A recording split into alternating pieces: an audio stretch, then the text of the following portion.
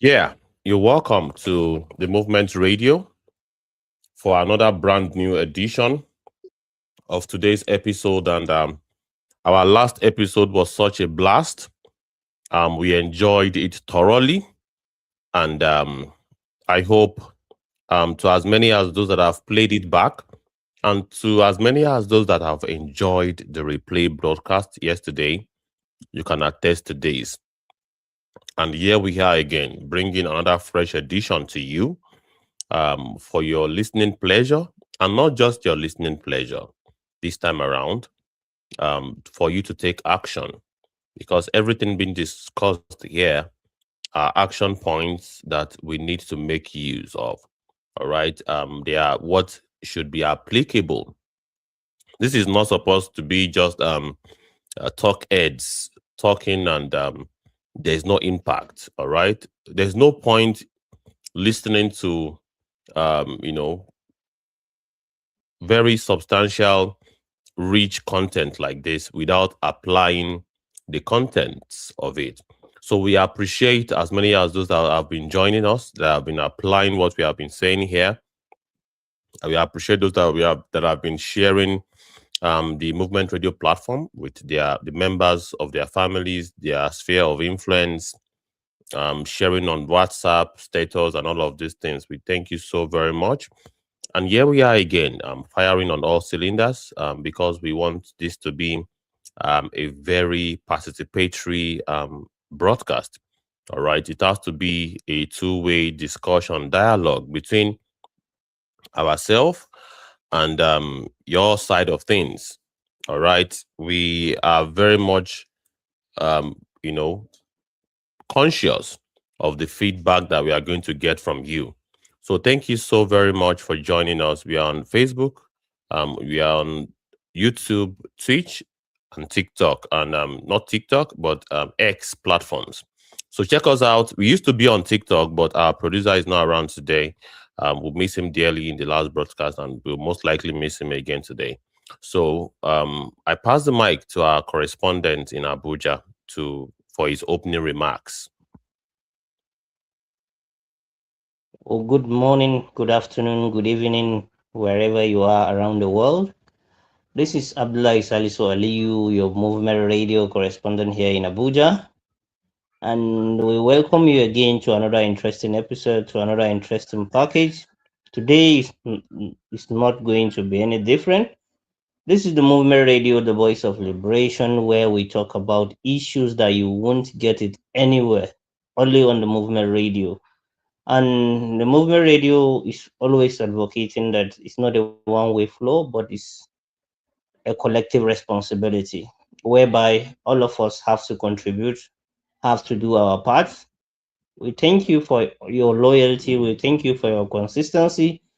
As you come again and you keep listening, you subscribe, you like, you share, call one, you tell one, you invite more, so we can do the work together. So movement radio is the work of everybody. We always say it's a collective responsibility because movement radio, what we are doing is a Nigerian project. A Nigerian project is not the only responsibility, it's not the sole responsibility of the movement radio.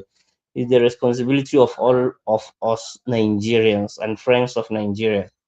Whether you are in Nigeria or you are abroad, it's your own responsibility. Contribute your quota so that history can vindicate you in one way or the other, and you will bequeath a country that you'll be proud of to your children or your grandchildren.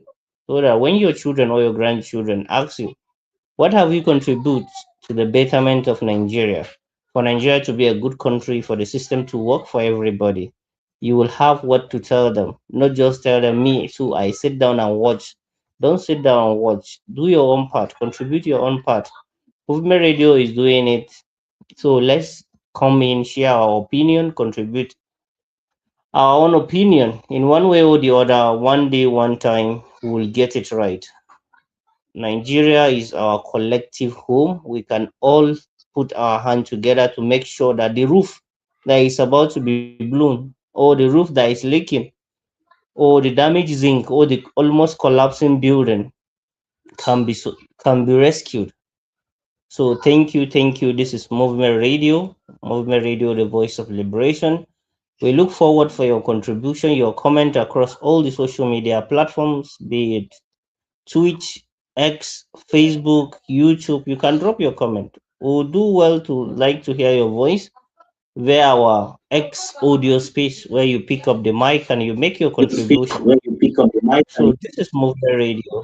Back to Lagos for us to continue. Thank you.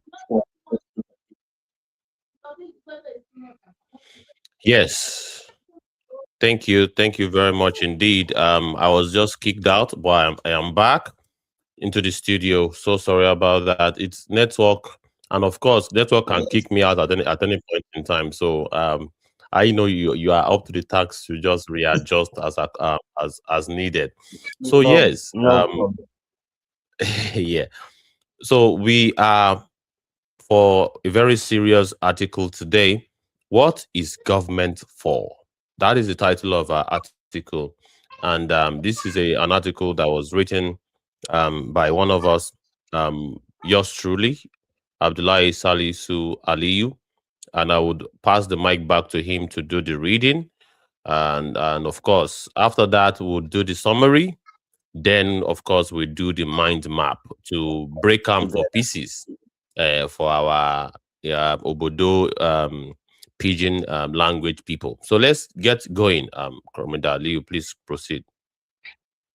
Okay, thank you. What is government for? That's the title of the article. What is government for? Nigeria's broken contract, the cost of national silence. Sorry, the cost of nation silence. An advocacy essay on governance, accountability, and the Nigerian social contract by Abdullahi Salisu Aliyu. There is a question every government on earth exists to answer. It is not a complicated one. What is a government actually for? Strip away the flags, the anthems, and the motto cards, and the acronym of agencies with impressive names and empty mandates. And the answer that remains is old and simple. A government exists to organize collective life so that ordinary people can eat, work, learn, heal, move safely, and sleep without fear. That is the whole of the bargain. It is the price citizens pay in taxes, sorry, in obedience to law, in patience through hardship, in exchange for a state that keeps its side of the deal. In Nigeria today, the bargain is broken, and it has been broken for so long that many citizens have stopped noticing the sound of its breaking. This essay, this essay is not an attack on any individual administration, office holders, or political parties. It is a challenge to a system, one that has survived successive government of different names, different regions, different promises, and produced decades after decades. The same national outcomes. A citizen that works harder than almost any other in the continent and receives less from its state than almost any other in return. If the same failure persists, no matter who occupies the seats of power, then the problem is not simply who governs. It is how power itself has been organized, insulated, and permitted to operate without consequence. A government that cannot deliver the basics has not merely underperformed, it has quietly cancelled the contract it was elected to honor. The bargain measure against the record. Governments are not judged by their intentions. They are judged by their delivery and the record drawn from the country's own statistical institutions and from the world's most credible development and human rights bodies tells a story that no press release can soften. Power and energy. Nigeria has more people without access to electricity than any country on earth. 86.8 million citizens living without power. The third consistent year, the third consecutive year, the nation has held had that unwanted destination. Source: the World Bank, tracking SDG 7, the Energy Progress Report 2025. A nation that cannot light its own homes, cannot industrialize, cannot keep a small business alive past sunset, and cannot ask its young people to compete in the digital world running on generator films at a cost few households can sustain jobs and a wasted generation. The State of Nigerian Youth Report 2025 found out that more than half of the country's young population, an estimated 80 million young Nigerians, remain without jobs. Roughly 1.7 million graduates have left Nigerian university or polytechnics every year into an economy with no capacity to absorb them. Sources: State of Nigerian Youth Report 2025, Plan International Nigeria and Action Aid Nigeria, presented to the House of Representatives Committee on Youth. An economy that trains its young mind for a decade and then has nowhere, no place for them is not building a future. It is manufacturing frustration, and frustration left unaddressed does not stay peaceful forever. Education abandoned. Nigeria has the largest number of out of school children in the world, an estimated over 18.3 million children, according to UNICEF, with million more affected as insecurity forced schools closure across the country. The federal government education budget allocation fell in 2026, moving further away from the UNESCO benchmark of 15 to 20% of public expenditure. Source: UNICEF Nigeria, UNESCO SDG 4 financing benchmark. Insecurity and the collapse of the state first duty. Human Rights Watch World Report 2026 documented nearly 3,000 people kidnapped in northwest Nigeria alone between July 2024 and June 2025, over 60% of all reported kidnapping nationwide. Amnesty International has documented thousands of unlawful killings in the southeast between 2021 and 2024, alongside mass killing in Plateau, Benue, Katsina, and Zamfara State, and the internally displaced of hundreds of thousands of fled armed attacks. Sources: Human Rights Watch, World Report 2026, Amnesty International, A Decade of Impunity 2025, and related reporting. The first duty of any state is the protection of life. When citizens are kidnapped for ransom on federal highway, when the entire village are sacked and occupied by armed groups, and when communities can no longer travel to their own ancestral home for fear of attacks, the state has failed at one task that justify its existence before all others: poverty, hunger, and the widening gap. According to Nigerian National Bureau of Statistics, 133 million Nigerians, 63% of the population, are multidimensionally poor, driven of health, education, or an acceptable standard of living. The World Bank report that extreme poverty rose from 34.7% in 2018-2019 to 41.8% in 2022-2023, with poverty in the northern zone reaching 57.4%. An estimated 30.6 million Nigerians face acute food and nutrition insecurity during the 2025 rain season, the highest number of food insecurity people recorded anywhere in the world. Sources: National Bureau of Statistics, Nigerian Malnutritional Poverty Index, World Bank, Nigerian Poverty and Equality Brief, October 2025. UN Food and Agricultural Organization. Water, shelter, and basic dignity. The Nigerian Bureau of Statistics own multidimensional poverty index report high national deprivation in sanitation, time to reach healthcare, food security, and housing quality. Deprivation concentrated most heavily in the north, where 65% of the country's poor lives. Source is National Bureau of Statistics, Nigerian Multidimensional Poverty Index report. A system, not a season. Notice what this fact taken together actually proves. They are not the record of one bad administration that can be voted out and replaced with relief.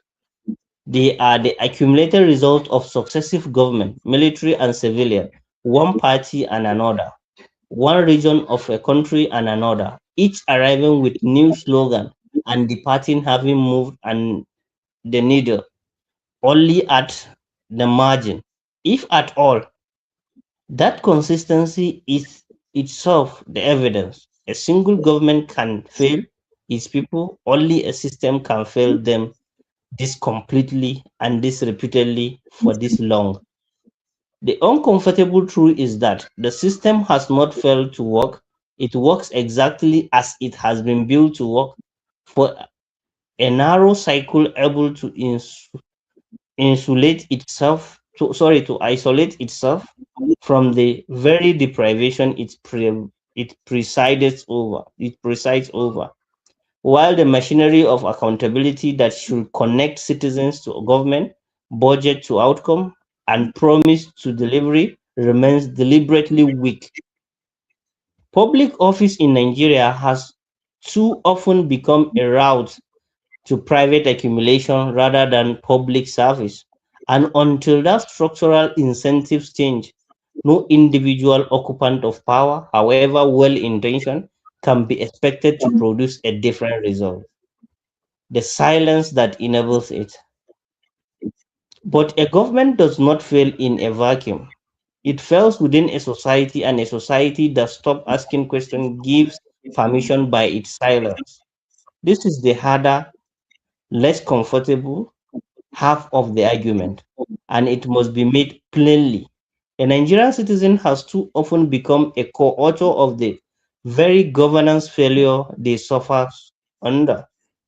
The public office holders divert what belongs to the public, and the public responds with resigned jokes rather than demand for account. When elections are reduced to transactions measured in the price of the bag of rice rather than a decade of consequence, when the citizen directs more energy toward ethnic and religious suspicion of one another than toward the officials who serve every community equally, regardless of tribe or faith, the silence stops being a symptom of oppression and becomes in part a form of consent. A people who will not ask what their government owes them will keep receiving exactly what they have settled for. This is not victim blaming. The asymmetry of power become arts ordinary and ordinary citizens, and the machinery of the state is real. And the risk of speaking out in Nigeria in intimidation, arrest, and worse, as credible human rights organizations continue to document it at real. But rights that are never asserted have a way of quietly disappearing. And a citizenry that has been trained into fatigue, distraction, and division is precisely the citizenry that allow a broken bargain to remain unbroken. What every sound mind must now ask, is it time to return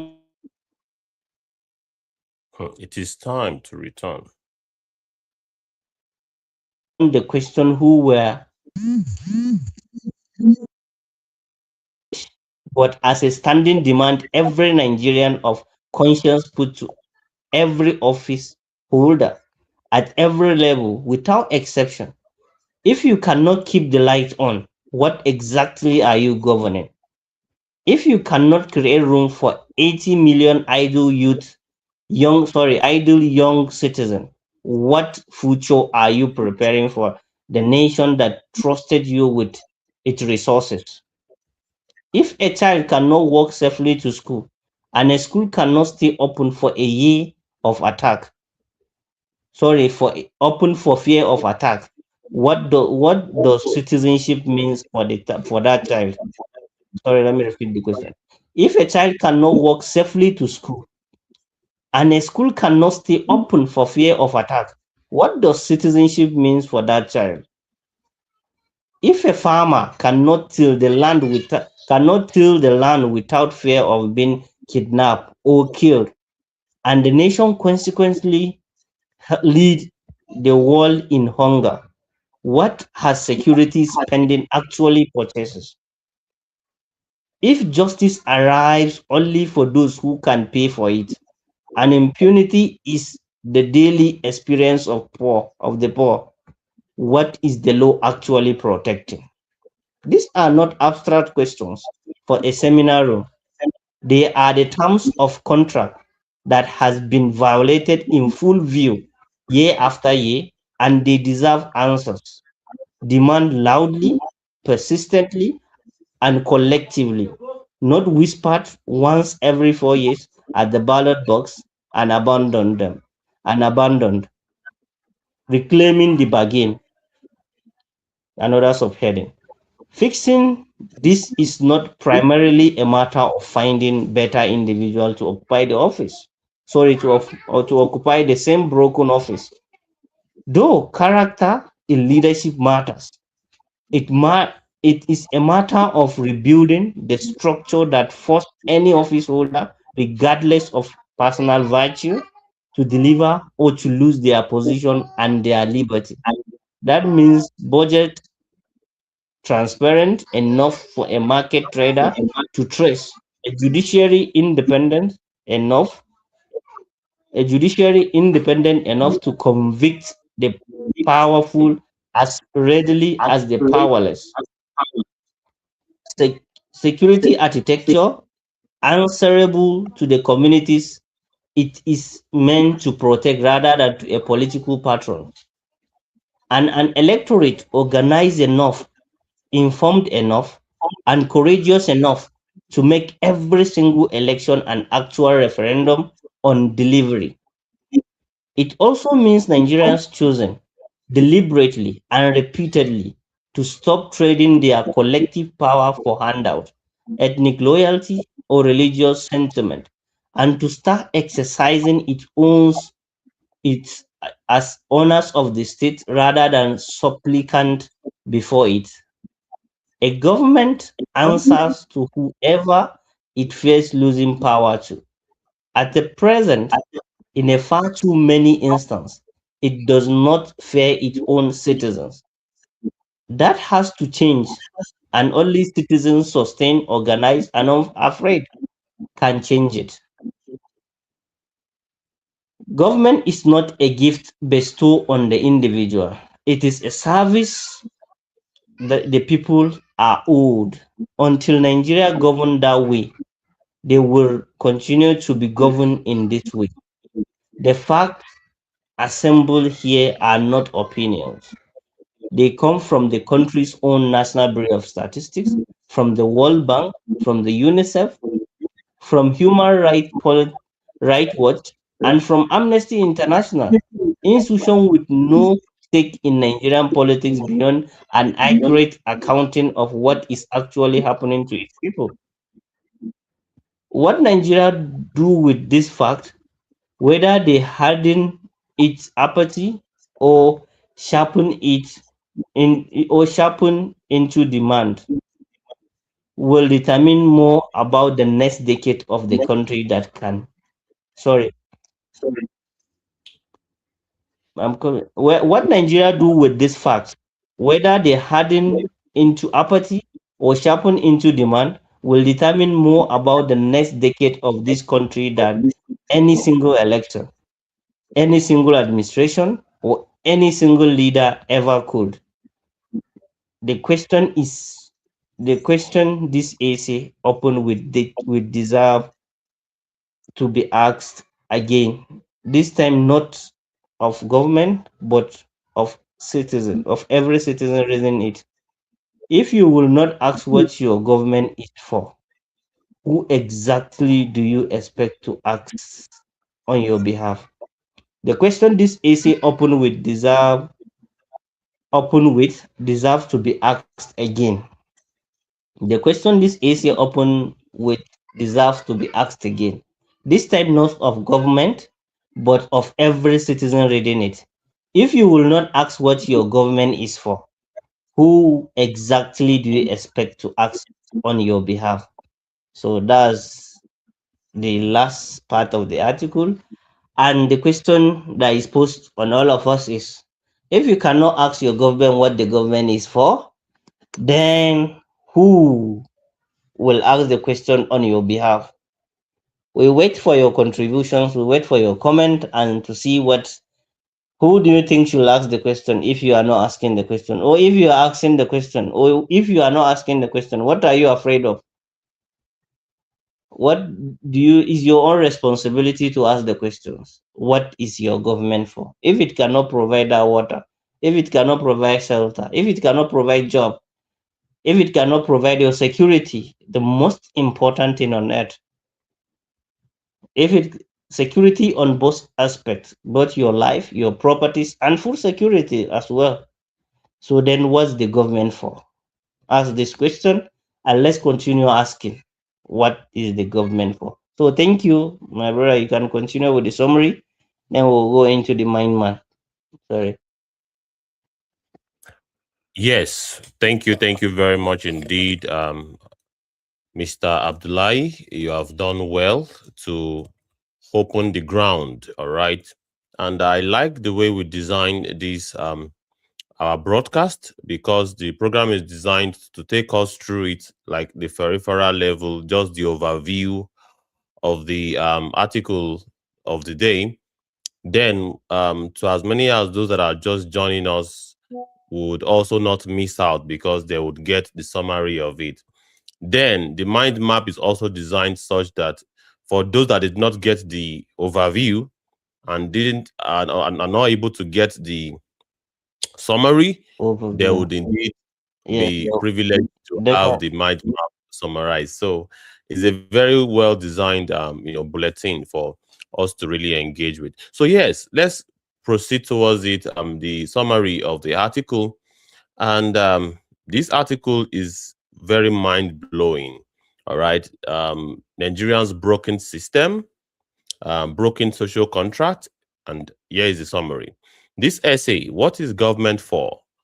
Nigerians' Broken Contracts and the Cost of a Nation's Silence," by Abdullahi Salisu Aliyu, argues that the fundamental purpose of government is to organize collective life so that ordinary people can meet their basic needs to eat, work, learn, heal, move safely, and sleep without fear.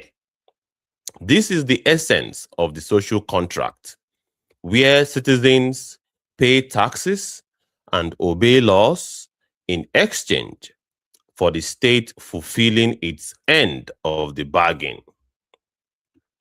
The author contends that in Nigeria, this contract is broken, not due to the failure of individual administrations, but due to a systemic issue in how power is organized and operates without consequence.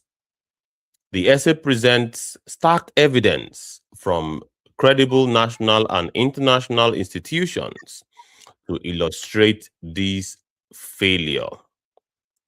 All right? So let's proceed in the summary, shall we? Power and Yes. energy. Nigeria has the largest number of people without electricity globally. That is 86.8 million people, hindering industrialization and economic competitiveness. Number two, jobs and the wasted generation. Over half of Nigerians' youths, 80 million, are unemployed, with 1.7 million graduates entering an economy unable to absorb them, leading to widespread frustration. Then we have education abandoned. Nigeria has the largest and the highest number of out of school children worldwide, that is 18.3 million, exacerbated by insecurity and the government's education budget allocation falls far below UNESCO's benchmark. Then you have insecurity and the collapse of the state's first duty. Widespread kidnappings, unlawful killings, mass killings, and internal displacement demonstrate a fundamental failure in the state's primary responsibility to protect its citizens.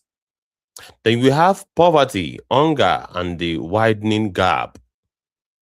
63% of the population, that is 133 million people, is multidimensionally poor. Extreme poverty has risen significantly, and Nigeria faces the highest number of food insecure people globally. They will move to water, shelter, and basic dignity. High national deprivation in sanitation, healthcare access, food insecurity, and housing quality, particularly concentrated in the north, highlights a lack of basic dignity for a large segment of the population.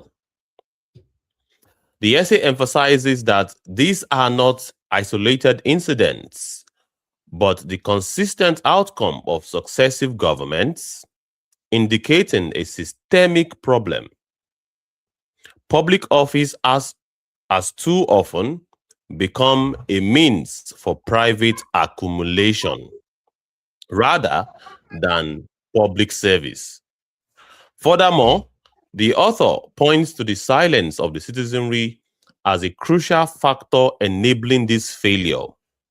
When citizens respond to corruption with resigned jokes rather than demands for accountability, and when elections are reduced to transactional exchanges, they become co-authors of their own suffering. While acknowledging the real risks of speaking out, the essay argues that rights not asserted disappear, and a fatigued, distracted, and divided populace allows the broken bargain to persist. The essay concludes by urging Nigerians to reclaim the bargain by, number one, demanding answers to fundamental questions about what the government is truly governing if it cannot provide basic services. Number two, rebuilding structures that ensure accountability, transparency, and independent judiciaries.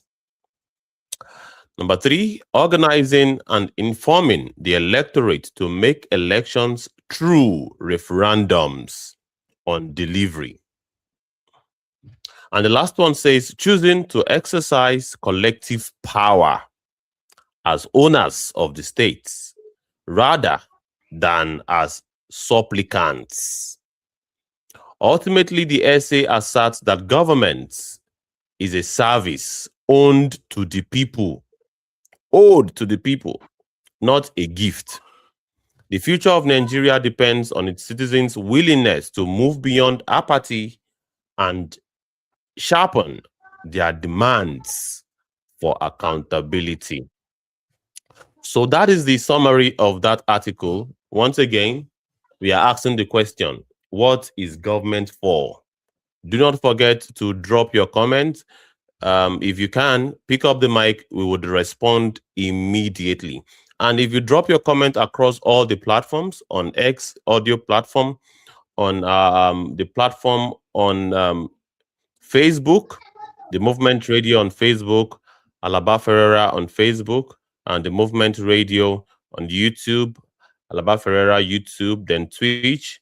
Then we have also 2 video accounts on X. Drop your comments on any of these platforms, and we would see it live and direct in the studio here, and we would read it and respond to it if we can. So let's proceed in our bulletin for today. And thank you so much, everybody, for joining us. We are proceeding to the mind map for our Obodo Nigeria people where no understand all of the Oyinbo way they speak since morning. This segment of the program, Naim they designed to really expose and to break them down, to break them down into pieces of waiting they talk about since morning. All right.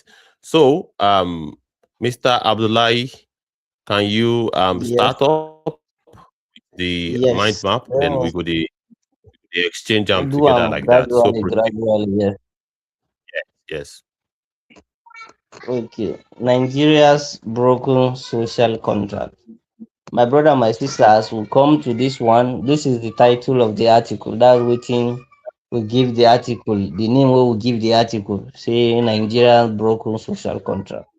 So that contract where Nigeria and the citizen don't sign. So it don't break for long time ago. And I waiting this article go to explain to all of us. See how it take break. First, what is government for? So this is a question. Please, sorry, can you please continue? Let me handle something, please. Okay. Okay. So what is government for? Waiting government day for? Gone. Eh? Waiting government day for? I believe say you self on ourselves or don't ask that kind of question. Say waiting government day for. Have you never asked that kind of question before? Now, very important question where everybody they ask. And for Movement Radio Nigeria today, we also they ask that kind of question. Say waiting government day for. And for the mind map, all right, to organize collective life, na in government day for. And of course, enable citizens to eat, to work, to learn, to heal, to move safely, to sleep without fear. Make I come again, oh, because as we dey ask that question, I know say you dey tap your neighbor, say, wetin government dey for? Which kind mumu question be this? But tell us, wetin government dey for? You know if you tell us. Government na government. But for Movement Radio today, we get mandate to educate us, to break them down into pieces. Say government, they to enable you to chop. It is the work of the government to make sure, say, they call them food security, food sovereignty. Now, him that they call them to enable you to eat, to work. That is, government must facilitate, say, you get everything you do, where they make money for you. All right? To learn something. Maybe say, as the citizens of that country, you get skill, you don't learn something, or you did learn something. Maybe you are a student, or you are even an adult in tertiary school of university. All right? Abi you dey learn one kind trade. Government suppose facilitate, say, make in citizen they learn to heal. Now be say if you sick, government duty be say make you make sure say you heal, you recover from that sickness. One kind sickness do you, government suppose give you fighting chance. And I don't hear the video of the veteran Yoruba actor Ogogo, where be say in Pekin they cry, they come out say they no even see hospital where go treat their papa.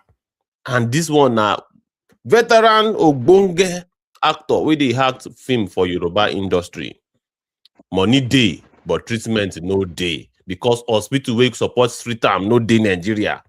And at this point in time, the thing done too late because the pikin talk say but the man no even get energy to even travel out of the country. Energy no dey for am. The government don fail am. No give am chance. Now, so I lose my own brother too, not quite long ago. After we don't spend so much money, there was no hospital to, we don't spend money finish. Now, all they know how to do is to bring money until we spend all our money finish. Sell my property. My brothers also, because we are 5 boys, we sold our properties. It turned us to beggar. That particular sickness turned me and my brothers to what? To beggars. Look at it. And of course, even the go pikin talk and say, if not for one APC politician, therefore year when, and is that how a government supposed to work? Say make it they intervene, they give people money. What is money? Money is just paper. Where we don't give power. That is what is money. Money na paper where you don't give power. That is money. But so what should be the primary, focus? Na service. Waiting we can't use that paper do to provide services for the people. So that healthcare to give people fighting chance if you dey sick. Make the system take care of you. Nobody should be outpriced out of healthcare. Say you get money, no mean say your government should not take care of you. Say now for only people who get money now in government they treat. That one na tragedy. If you don't know. That's the essence of government. The essence of government is to protect the weak. When you are not to protect the powerful, the government is meant to protect the weak, not the powerful at all. Yes. Because if government is protecting the powerful, then it means there is no essence of government. Yes. So also to move safely, to move freely and safely from one place to another, from point A to point B, you feel move. That is transportation name Oyinbo people they call them. Big Oyinbo them. Transportation. You feel move from point A to point B. Make I tell you one thing. In the early 60s to late 60s, we used to have a railway network where connect Lagos to Kano. Waiting now I mean be say the rail network they so sophisticated at that time that person wey dey for south fit connect to person wey dey for north. There is no such railway system again. I can even from Lagos to Jos, from Port Harcourt to Jos. That time, because we grew up when even us that even grow up, where we don't grow up like small children. When we dey small, we can still remember when we used to go to railway in Jos. For anybody that know Jos, when we used to go to railway, that's where they used to drop all these orange. When they bring him in train, they will carry it, come there, they will drop it. Even all these Cotonou shoe, where they talk say Cotonou shoe, all these Sokohan shoes, Sokohan clothes, now there they will bring and drop out. Then you will go there. Like that time, the economy is moving, things are moving. But now, the only time, and that time, even when you dey around anybody we know the railway to go to Abattoir in Jos, small children will go there. That's where they used to, when you will put your ear on the rail, then you will know if train is coming from far, because the vibration, you will notice it. That's how we used to know all these things. But now, it doesn't exist anymore. It's quite unfortunate. Very, very unfortunate. Now MBC. And now you cannot even move from your area to another area safely. You no go walk. Very, very. You are afraid of attack, phone snatchers. anything, Hmm. kidnapping, all sort of things in the economy, in the environment. That's why, and you are Hmm. saying you have government. Hmm. The government is not doing it. Function, please. You Okay. can Now, continue. after so sleep without fear. Now, also part of the government duty. When you people they call them security of lives and property. Now, when you people call that one. All right. Make you sleep with your two eyes closed. No be say you go sleep. One of your eye they close, one of your eye they open. That one na abomination. Now im be say you no get government because now the thing wey government suppose do, it is dey part of their responsibility. E dey part of the social contract. If you no know, today is a day that you are going to know if you no know before. All right? If you no know before, now you know. Then you talk about the broken bargain. How the contract con dey break small small. All right, contract broken for too long. Maybe say you don tey with, and of course, you look at the example where I give you, the 1960s example of how things dey work for us before, but now things no work for us again, my brother. Things e no work. My Yoruba ancestors go talk say, "Eku ò ké bí eku, ẹyẹ ò ké bí ẹyẹ, ọmọ èèyàn ò fọhùn bí ọmọ èèyàn mọ́." That is, things are falling apart. Things are not the way they should dey. All right, the bargain don dey broken for a long time. Citizens have stopped noticing. Sotey una no even notice am say things dey go dey like this. Una no notice am, and na why we dey call am out. We dey to expose the thing, make una see wetin dey happen, just in case you no notice, abi just in case you no know say na the work of the government be this. Then systemic failure, not individual. The thing wey dey happen wey be say na system na im be the cause. No be say na individual, na all of us one by one. No be one by one problem. Na system wey suppose address some of these issue na im don break down. All right, we have problem is how power is organized. Yes, how power is organized from the top to even the grassroots. Because you have local government, all right, you have state government, you have federal government. So now all of these things, how they take arrange them. People wey dey mount some of these, elective offices and power, where power and decision is supposed to be taking place, insulated and operate without consequence. Yes, they dey protected. All of the people wey suppose, do the right thing, they are not doing the right thing because they operate in they have been insulated. Wetin you dey go through, no be wetin dem dey go through. Suffer wey you dey suffer, no be the same suffer wey dem dey suffer. Una suffering dey different. Shey you even know your local government council, your ward councillor? Shey you sabi your ward councillor? Shey you sabi your chairman? Say you dey see am for your area. Say im dey come dey check you, say wetin dey happen for say wetin dey happen for area. Me, I'm your servant. Tell me what you are going through. Make I know wetin dey happen for where they put me put. Because they are insulated and operate without consequence. They just dey act without say nothing go happen. Wetin una wan do for me?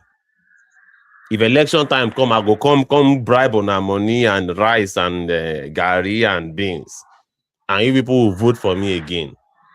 Now the thing wey they do with that, which is not supposed to be so. So, Mr. Abdullahi, would you continue?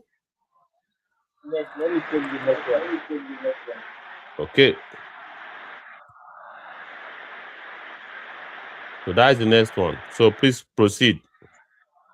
Okay. So now we talk of the things wey don dey happen, and now we are about to list the problem as e don gather body, e don too much. Now we dey talk about power and energy. That's the power and energy, how e dey take be in Nigeria now currently, how the problem take be in power and energy part now. Say in Nigeria, people wey reach 86.8 million people dey live without electricity. 86.8 million people, dey no get light for their area. Dey no get light, everything you, if you dey see light, many people no dey see am. And even for people wey dey talk say dey dey city, dem too the light dey somehow. You no fit talk say e get stable electricity again. So this one what result to what? E don result to no industrialization. Companies no dey again, companies no dey operate. Even if dem operate, they have to provide their own energy, they have to provide their own electricity. And small business, dey no dey move again.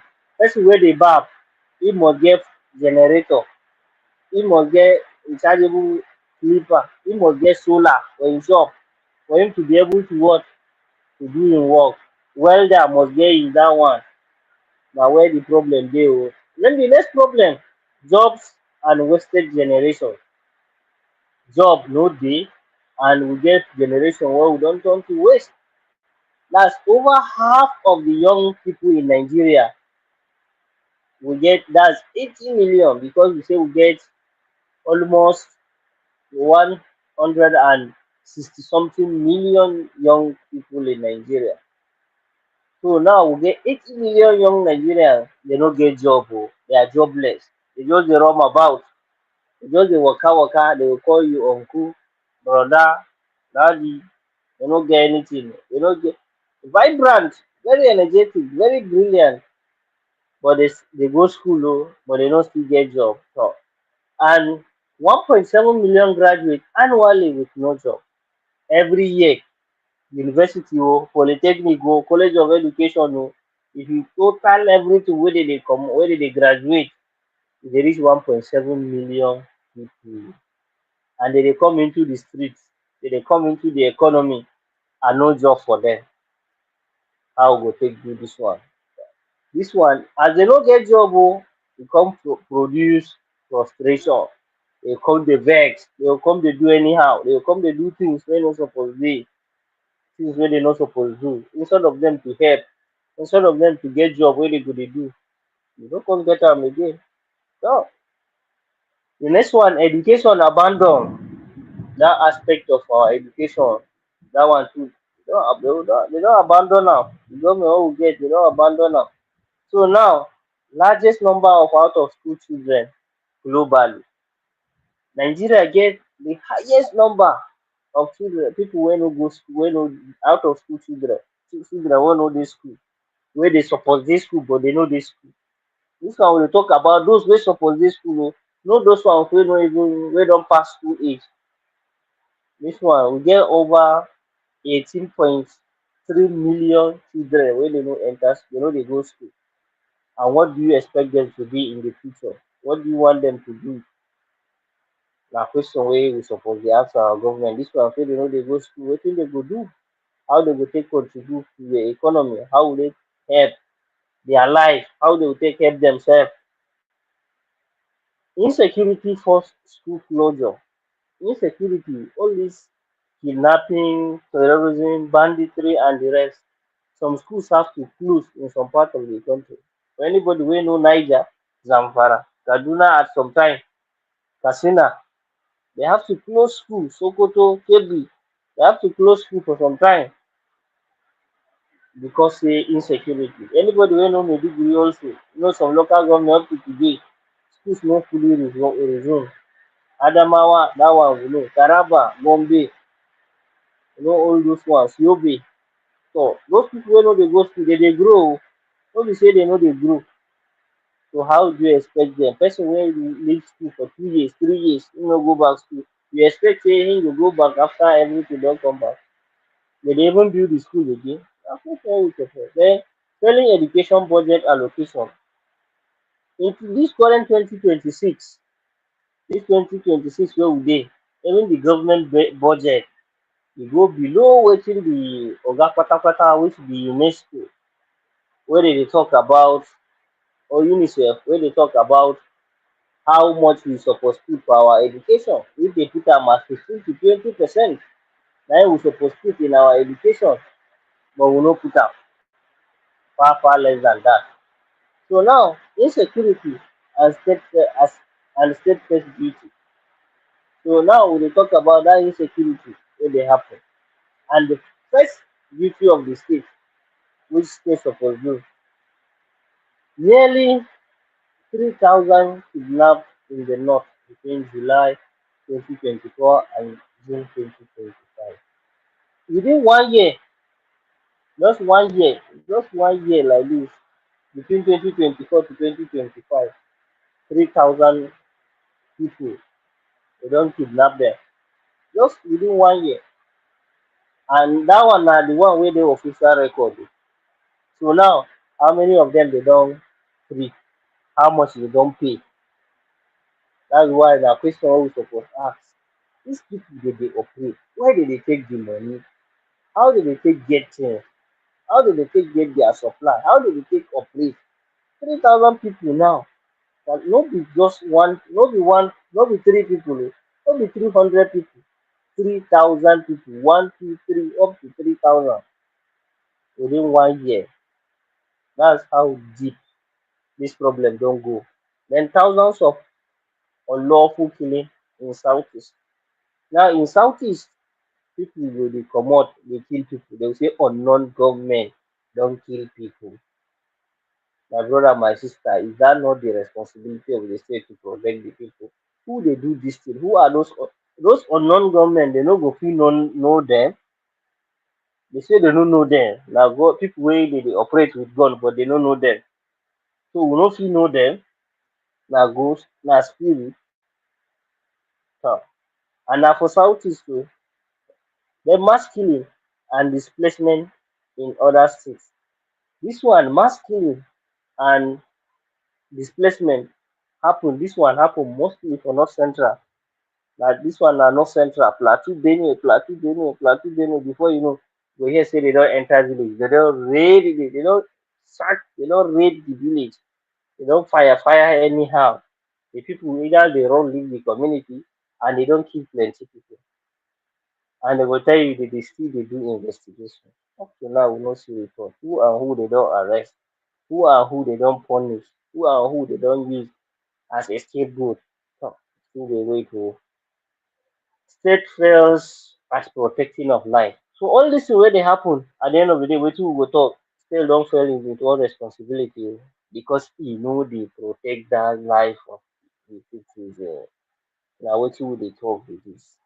Because if 3,000 pipu be kidnapped in just north west, den thousands of unlawful killing in southeast, den mass killing within the north central. Dis one we go just go last talk am say government don fail in its own responsibility, because the first responsibility of every government is to protect life. Since you no dey protect dat life, so dat social contract don break o, kpang. No be today e break, e don dey break long ago. So next one,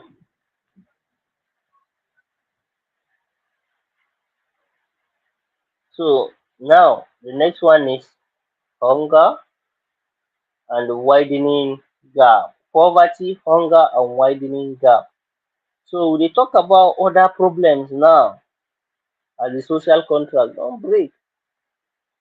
133 million poor pipu, multidimensionally poor. So now we get 133 million of Nigerian population dey dey poverty. No be only one aspect of poverty o, but in different aspect. Like e slap you from left, right, back and front. Na so all dis one dey. And dat one na 63% of Nigeria. e dey multidimensional poverty. That means food no dey o, shelter no dey o, water just to survive dey very strong, very hard. Then extreme poverty rules. Extreme poverty wey before dey talk say e dey 31, e dey 37. So between 2022 and 2023 e fly pew, from just before you know, from 31 e don reach 41, from 37 e reach 41, sorry, just in just 1 year period, 1 year or 2 years. Poverty don go far, people no fit afford food, people no fit see food chop. Then 30.6 million faced acute food insecurity. That's almost 31 million Nigerians dey face lack of food. Food security means they no get food, food no dey their table. They have, even if dey see the food na once in a while, they are not even sure say they go see am. Just like security dey how e dey. So because food again na another aspect of security wey you must get. Because if you dey hungry, you dey angry. You dey angry, you fit do anyhow. So that's another issue wey we dey talk about. Next one. So water, shelter and basic dignity. Now we dey talk about another one. After we don talk that one, now we dey talk about this one.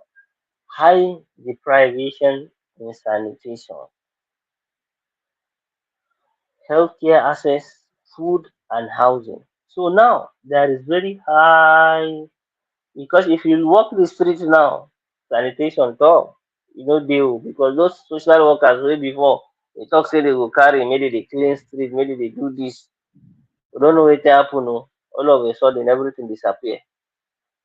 And now access to healthcare, people to go hospital, get drugs, get treated, e no dey. Food, people no dey see am. Housing, house now, some people no get shelter, wetin dey go sleep under. If rain come, their mind don dey cut. If sun too much, their mind don dey cut.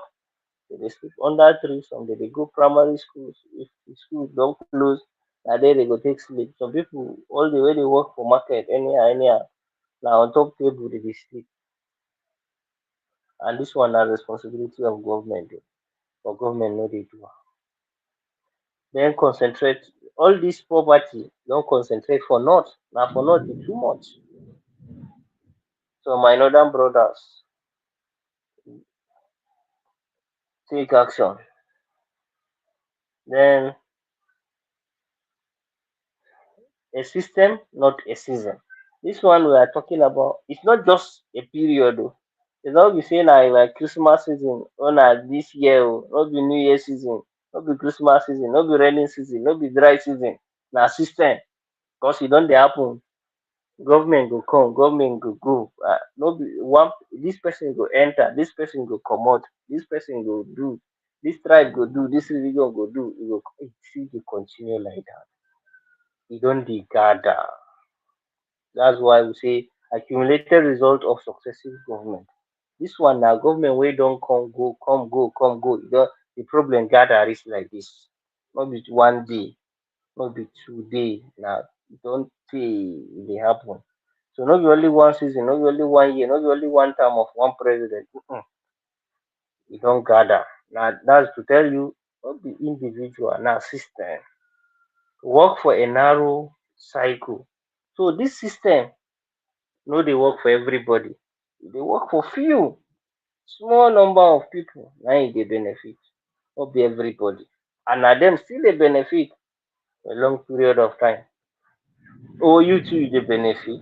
How you dey take benefit? Your brother get access to medical care, your brother or your sister, anytime you get problem, you dey enter hospital. So if you are among those people wey dey benefit, is your neighbor benefiting? Is your entire community benefiting the same thing? Ask yourself. Then machinery of accountability is weak. People asking question is no longer there. Media wey suppose dey ask the question, they no dey ask. People wey suppose ask question, dey ask. You wey you suppose ask question, dey ask. Because what? You dey madly looking for what? Food. Madly looking for what? Shelter. Madly looking for your security. So your responsibility of asking question why this thing is not, no. Wetin government suppose do, you dey do am yourself. Wetin government suppose provide for you dey provide am for yourself. Instead of you now you pay person money make the person do the work for you, because you dey pay tax directly or indirectly, you no know you dey pay. Dat VAT wey you dey pay for pure water wey you buy, you dey pay tax. Dat biscuit wey you dey buy, you dey pay tax. A motor wey you enter, you dey pay tax. Know say you dey pay tax. Wetin dey use your tax do? Public office or private accumulation. So public office now, instead of it to be public service, now e don turn private accumulation o. Na just few people wey dey there na dem dey benefit.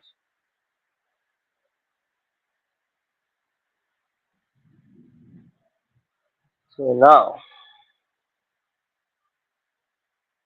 silence that enables it. So the quiet wey you keep quiet, the close wey you close your mouth, question wey you no gree Um, answer, make how I you take take make make I you take the make, matter. make I take that one, make you rest. Maybe they take am one by one like that so that you self go rest. E no No easy. wahala, No be you e destroy no easy. Nigeria, my brother. So make we Yes. make we make we take am easy. So society stops asking questions. That is, we are still talking about the silence. We allow all of these things they happen. Now because on our keep quiet. On our keep quiet for this kind issue. Wetin the thing they cause? Now all of these things where we dey talk about since morning. Society stops asking question. Now your duty to ask question on anything where they happen for your environment or for your society or for your government. Shey you even know say na your right to ask questions, because now from questions na you go get answers to wetin dey happen for your society. Citizens become co-actors of failure. Yes, as you know they ask questions, so na im be say you don't follow join them, they destroy the country. You are part of the failure, because what you are doing is that they give politicians free hand. They give politicians free hand to operate. All right, ask the right questions. Then resigned joke instead of demands. You don't turn everything to joke. Everything na yeye to you. Everything na just joke. And it is well. This country sakpa too much, yo. This country sakpa too much, yo. This country, omo. If you even see Gary chop, omo, you dey lucky, yo. Everybody go laugh. You go talk. That one goes, maybe you even see Gary. Maybe I don't see Gary chop, uncle. And I will just laugh about it. And that will be the end. And that has been how we have been doing it for a long time. We joke about our problem. Something we suppose bring anger. We would rather want to transfer that anger on your neighbor.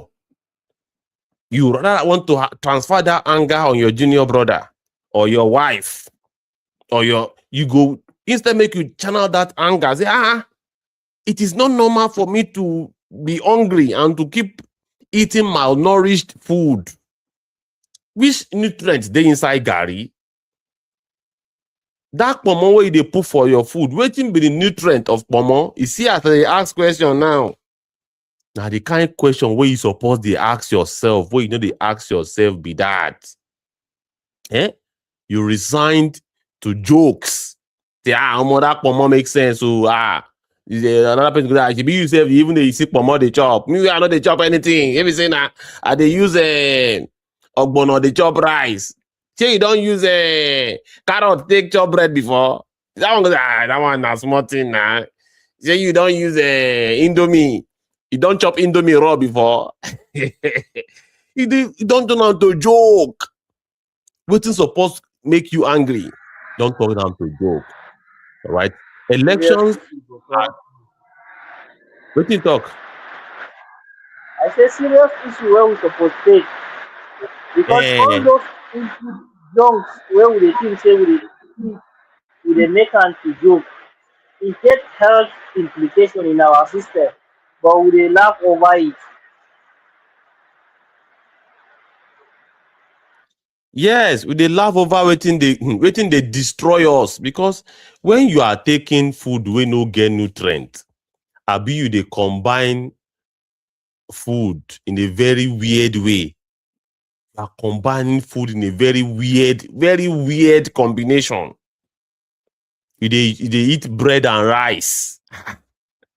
Bread and rice, and you think it is funny. You think it is funny? You are affecting you dey damage your body, you don't know. Why do you think we're having some of these illnesses that we are not having before? Cancer is not a black man thing. Cancer is not because of why? Now organic food we dey chop. Now as we dey plug the thing from on top tree, abi we dey uproot am from ground, na him we dey chop am. We know dey chop food wey dey store for inside agolo, wey dey store for inside thing, maybe or maybe they put food wey dey put for inside nylon. Any food wey dey put inside nylon, wey be say they go come process am, leave am on top shelf for 6 months before you buy am. That is dangerous for the body. We the African people, whatever we eat is fresh. Fresh. Our tomato now from fresh. Now we go pluck am, take cook. But now, you are now being sold tomato paste. You are being sold pepper paste. The other time, I see a video where we say the woman do exposition of this tomato paste. Say, there is difference between tomato concentrates and tomato flavor and tomato, the real tomato. There are two different. Now chemical we they take the cook. If the thing is not tomato, that is not tomato. Now chemical. So is it any wonder that we're not living long? Is it any wonder that we are having cancer and all of these illnesses? But we joke about it. We joke about it, and everybody just forget their sorrow. When something where they do us for inside body, they do us, and we don't see the result now. Almost every family now in that cancer, they take people, they go. So elections are as transaction, not consequences. Yes. Or now don't turn election to transaction. Nigerians, you have turned election to transaction, and it should not be so. Election should be about consequence. Say, person no do well for office for 4 years, you comot am, put person wey go serve you, wey go do well. That is what election is supposed to be. Supposed to be for the best brains, for the person wey brilliant pass, person wey sabi book pass, person wey get better plan pass. That is what election is all about. I say, okay, this one I get better plan pass, may we vote for them. That is what election is talking about. Then ethnic, religious suspicion over officials. Yes, you now know how when they first look at candidates, whether or not him be Yoruba or him be Igbo or him be Hausa. You know, they see the video where they see for online. So maybe say people where they interview, if you interview this one, you go say, I am voting for this person because na Igbo man. You go interview this one, you go say, they vote for this person because na Yoruba man. You go interview this one, you go say, they vote for this person because na Hausa man. And then when you ask them why, what is that enough? And even the tragedy now is that even people where they up, someone like this current governor of Osun State, the dancing governor, they ask him, say, why is he supporting President Bola Ahmed Tinubu? The very first thing when he talk, be say, now because Bola Ahmed Tinubu na Yoruba man. You can imagine from a governor, somebody that should be an example. Say, yeah, this is the reason why for this particular policy, for this particular program, for this particular achievement, for this particular That should be the essence of voting for anybody. Waiting he won't do and provide services to the people.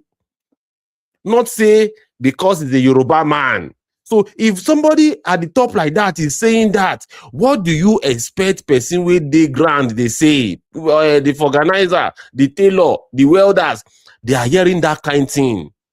You see why our people's mentality has been, so messed up because of these, characters in positions of power.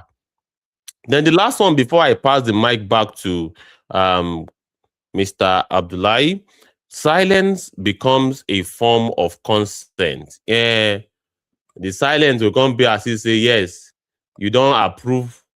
Maybe they continue, they do their ojoro, they go. You they approve them, may they continue to they do their mago for election, they go. You have given them the go ahead to do anything they like with your resources, because you know if you ask question, you just stay silent. What a tragedy. We're passing the mic back to you, Mr. Abdullahi, to continue. After you take this session, I'll take the next session. You take the next, so we go day, no, so that you no go day boring. So let's go.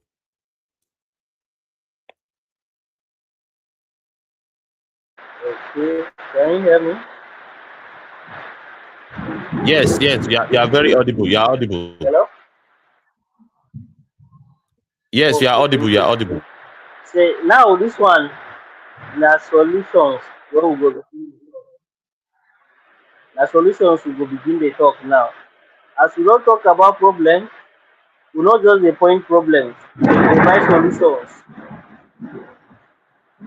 And the solutions are one, okay, sorry. The core questions, that's where we are going now. We are going to the core questions. That's the main questions wey we suppose ask. We suppose ask ourselves, ask our leaders. Because this one na combine. We dey do am, them too they dey do their own part. We say if you can't keep lights on, what are you governing? So if now we cannot provide electricity, then what are you doing? What is your responsibility? If you can't create jobs, what are you what future are you preparing? If people no get job, then if you no dey provide job, what future are you preparing for this country? Is opposition action, because this question if you ask them, so then them too they will do the right thing. Then if children can go to school safely, what does citizenship means to these children? If children cannot go to school safely and return, then what does citizenship means for them? They might have different, because they go school, they go teach them citizenship is this, is this, is this, is this. They have to provide this, these are your rights, these are your duties. So if they go school, they see say they carry them. So does that mean citizen them they are not citizens? They know say they are not, because we are giving them contradiction. We are giving them things different to ask this question. If farmers can't farm without fear, what has security purchases? If farmers when they go farm, they know they go farm without fear, they fear say they will kidnap them or they will come have something will happen for their farm, then what does security purchases? What will security provide? What security means to you? All the money wey you dey budget for security, wetin you buy? Then if justice is for sale, what is the law protecting? So if now justice, for you to get justice, you must spend your money. Na person wey get deep pocket na him dey get justice. So then what's the law for?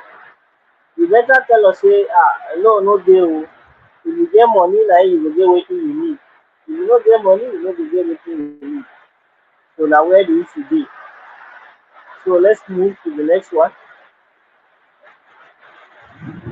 You know how you see four questions wey you suppose ask, wey you suppose do. Now we are going into the solutions. The building structures. That's where we dey go as the solution. The first one is what? Transparent budget. Yes, yeah. Now Let's my turn. have Now my turn. Mika, transparent. now my turn. Can Yes, you hear me? So, yo, yes, we if I can are go to on. continue, okay, thank you. So, rebuilding structures, you know, number one, say we want to something we don't break, 9% they rebuild. No be so. If something no break, you no go rebuild them. This my light don't work. If something no break, person no they no, you no feel rebuild them now. Now something we don't break, 9% they rebuild. So how do we now rebuild?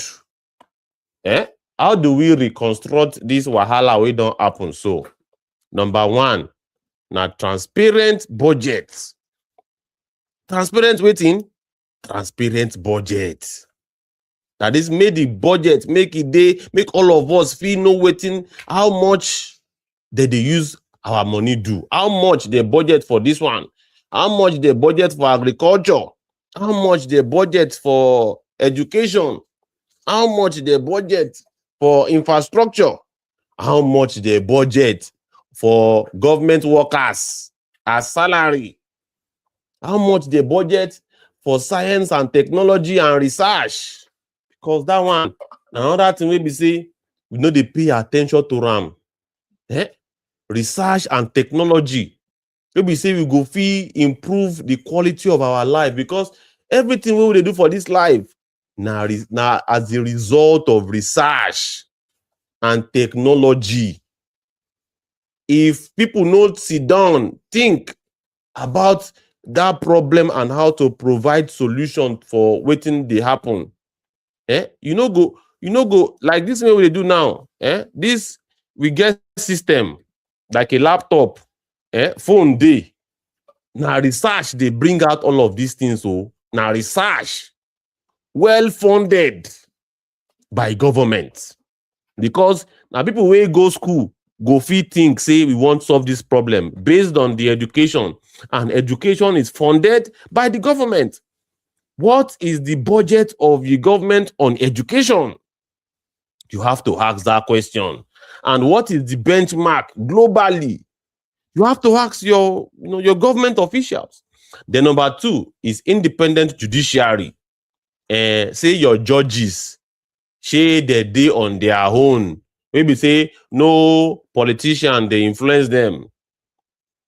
The revelation wey would they get for Nigerian judiciary no good at all. Wey politician go dey talk say in dey influence im wife wey be judge to favor politician when they come bring court case to our courts. You can imagine that kind of thing. That she dey manipulate her wife wey be judge to give judgment in favor of politician in this country, and it's on video. No prosecution, no judges face the music. Say, with the talk, say, your husband talk, say she dey use you to favor politician. No question. Everybody just move on. Everybody just move on as if nothing happened. Our judges are not independent. There's a particular judge where VDM use. Yes, we have to call name. VDM used the name of that judge very recently. That judge, very compromised judge. That judge should not be, as far as I'm concerned, based on the indictment on where that woman had as a judge, he should have resigned honorably a long time ago. But you have a system where we say there's no consequence culture. To the next point, accountable security architecture. That is, security supposed get, the willingness to give you waiting that they use your security. Like for instance, now, say say your governors they collect security votes every month. That they collect security votes in billions of naira, billions. Waiting that they use that security votes do. That is part of the accountability that you must ensure as a citizen. You have to make sure how much are they giving your governor as security votes. Waiting they use that money do. And are you getting the security Despite say your governor, they collect security votes. Thief, they enter your house, carry your generator, carry your better pass my neighbor. If they carry him, thief will go, you go park motor for outside. Thief will go commode the tire. They will commode the brain box. And you thought say you get security. That is not, that means the role, the whole essence of giving that security vote is defeated. That is, if they don't give that money, if for better, where they give that money, people just they pocket them for pocket. Because if you don't put them for your pocket, now be say you they use that money to provide security. And if people will not get security, now be say you they put the money for pocket. Now one out of the two. Because you cannot be say you have security and your properties are being stolen, your children are being kidnapped, and your governor they collect security votes. Does not make any sense. You have to hold them accountable to the security architecture, the preventive architecture, the containment architecture, and the response. Now, 3 level. You have to prevent that thing from happening in the first place, and you have to have a strategy to prevent it. Okay, let's now imagine, say, after your preventive strategy, the criminals still infiltrated and carry out the evil thing where they can't do. You have to have a containment strategy. Maybe say you go fit catch that criminal as they do that crime. That is, they contain the issue. And of course, if that one self no work, you have to have a response. Maybe say, if the criminal they go, you have a strategy that will contain, pursue the criminal and apprehend the criminal. But do we have any of those things for Nigeria? And waiting be the test. Waiting happen for your state. Maybe say that those bad people, make I not call their name because of the algorithm of we are live streaming. They enter school, that is, they break the preventive architecture. Because normally that school supposed to be secured by security agents. All of the forest that lead to the villages and communities should be secured by security agents. That is prevention. Before Ebelebe go enter the village, they supposed get resistance. That one failed finish. They carry the students and the teachers and the principal. Nothing to contain them, because after they don't carry those people go don't go report for police station, say, they don't carry our people go. They should be able to go after them immediately to contain. But that one said fail. So the criminals went away. No containment, then no response. And of course, those people, they spend 40 days. Over 40 days for inside forest. That is the testimony of how your security don't fail on all level. Prevention, containment, response, everything. You don't pafuka, and your governor, they collect billions upon billions of naira. That is what we are here to expose to you at the Movement Radio. Then the last one, all right, for this my own slot be organized, informed, courageous electorate. That is, people will suppose vote. If you are old enough to vote, you have to organize yourself. You have to fall in line with an organized political party wey represent wetin you want. And of course, that takes me to the next one, informed. How you want take know wetin you want if you are not informed? If you know, if the party no tell you wetin they want do, presidential candidate tell you say he no one tell you wetin he want do for office, and you dey clap for am. Then they ask your candidate question, say wetin he want do to solve electricity problem. In they tell you say he no go tell you, he no want explain, he no get any answer to the question.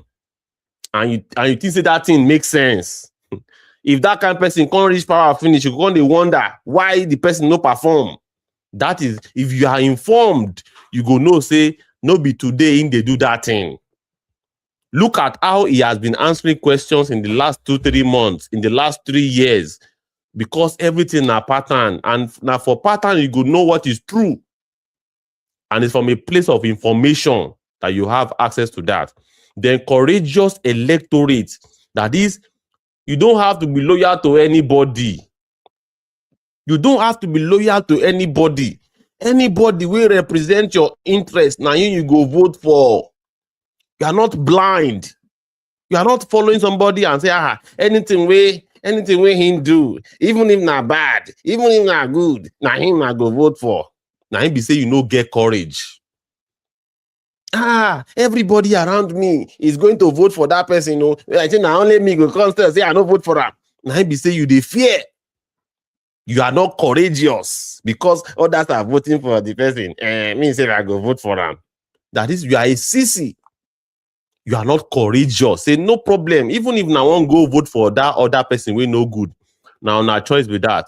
And if that person win, me I go tell you say make you no vote for them because now the thing we go do be this. So me are the person me I won't vote for be this for these following reasons. So I go vote for on our own. Me I go vote for my own. Now courage be that. You don't have to follow the crowd. What if the crowd is going to a destructive place? What if the crowd is heading to nowhere? You have to be courageous. And that leads us to the next one where my colleague in Abuja would take. All right. So that is it. Citizens action. Please unmute your mic, sir, and proceed. Yeah, thank you. So now citizen action. So now as citizen, this is our action, or this is action where we supposed take. We should stop what? Stop trading power for handout. We should not be collecting money for during election, and where we should not keep quiet because we don't collect money. We should not collect money for anything where they supposed to do for us. Road where they supposed construct, they should do it. Even if they come say they go share money, may keep quiet, no collect. Make them do the road. The road is more important. Electricity is more important. Your hospital is supposed to provide everything we supposed to be there. No collect money for your hospital to no function. No collect money for your school not to function. No collect money for anything. Do the right thing. Vote for the person. If election come, nobody say they go carry rice, nobody say they go carry money, can't give you. Yes, you dey hungry. Yes, we dey hungry. But if you collect that, you remember 4 years no be 4 hours. 4 days. 4 years no be 4 days. 4 years no be 4 weeks. 4 years no be 4 months. And can you even change them in that 4 years? Wetin they go do? You fit take 10 years amend am. Na wetin you suppose ask yourself. If you can endure a 1 day or a 1 week or a 1 month say money wey dey take induce you with, wey dey take give you say collect, if you can endure all those years of suffering, na 1 day or 1 hour or 1 week or 1 month you no fit endure. No be dem dey feed you before. Yes, we know say hunger dey, but don sell your vote. Vote for the right person. You within your community, you know the right person. You know the person wey if you do, e go help change the system. E go help make things work for all of us. We no tell you say this is the candidate, but you use your head and think. Movement radio is not partisan, so use your head. Check that right person wey you know say yes, this person go do am. Because governance is all about what? Delivery. Government wey you dey vote, na because him go do it for you. Na talk and do. No be talk and escape. No be say I no go talk. Na to talk and do. Then exercise power as honors, not supplicants. Look at this power wey you dey talk. People wey dey seat, wey dey government. If no be because of you, they no go dey there. To behave as if say you own them, no be say as people wey dey help you. Wey no be say na person wey you dey small. No. All the cars wey they dey drive, all the security wey dey protect them, if no be because of you, they no go get am. You are the owner. This country you are the owner, no be them owner. So then you fit make them say, make them understand say yes, you own the country. No be say you be supplicant wey you go just come, they go dey treat you anyhow. You own the country. You fit do wetin you wan do. Ask them the question. If you give person something, if na you own that thing, you go ask the question the way you suppose ask. Then the next one, government answer to who it fears losing power to. Sorry, can you shift it so that the complete sentence will come out?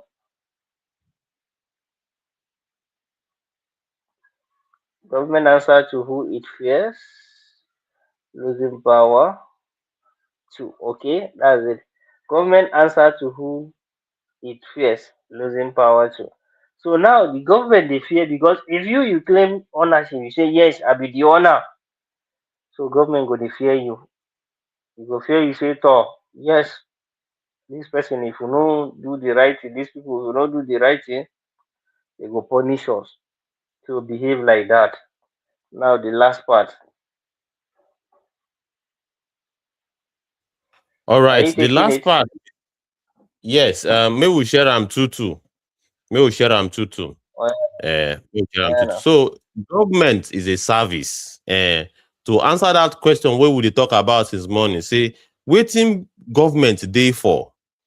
All right, government na for service, to provide qualitative service. That is what governments are for. To provide services to the people. That is what it is for.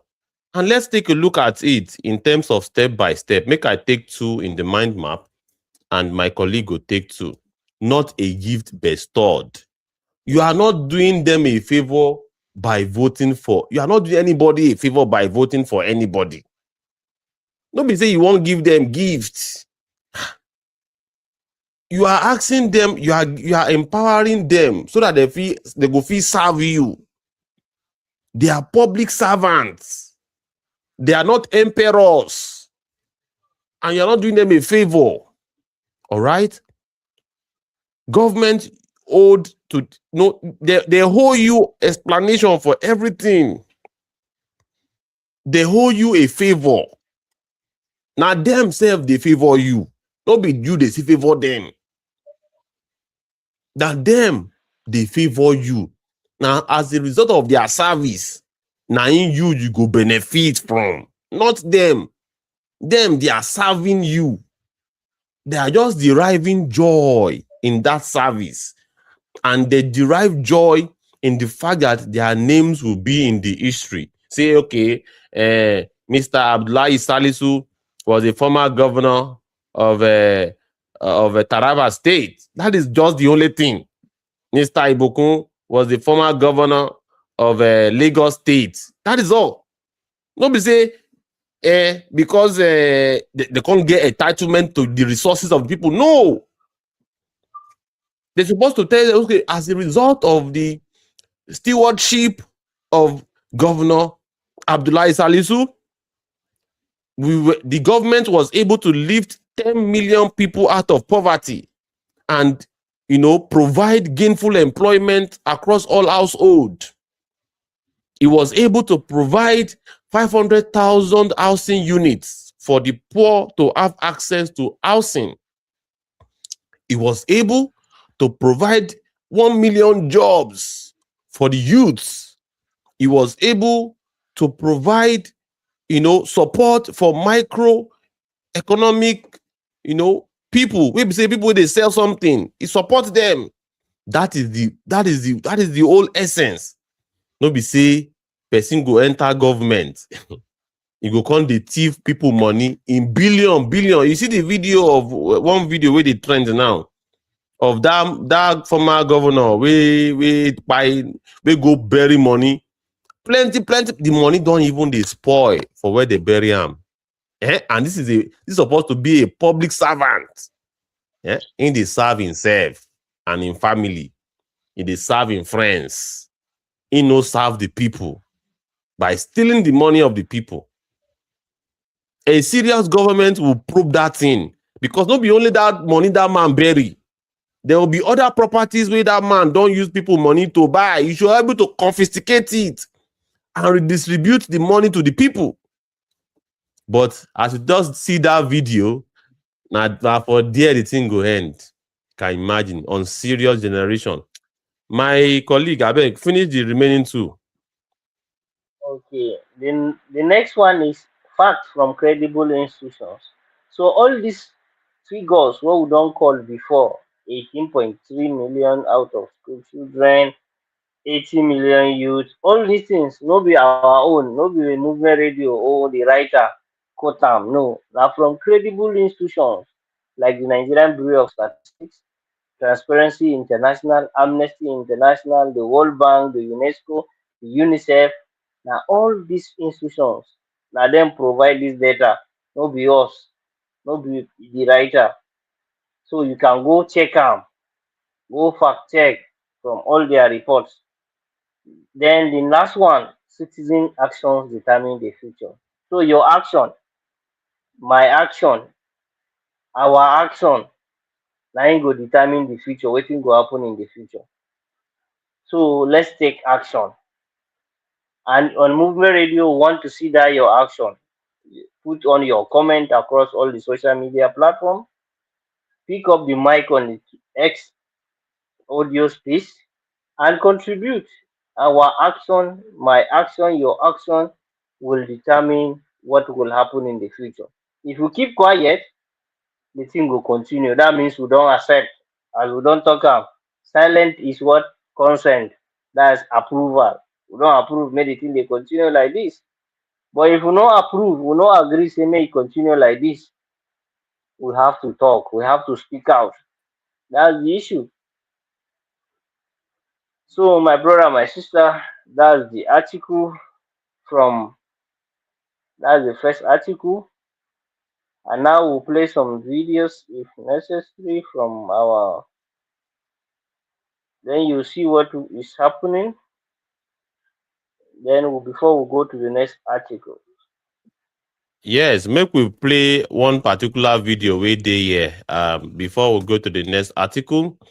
This video, make I read wetin the video talk. And this is by Emir Saddam Show. He talks, say, an open letter to the Nigerian celebrities. For many of you, as electioneering campaigns have opened, it is another cash out season.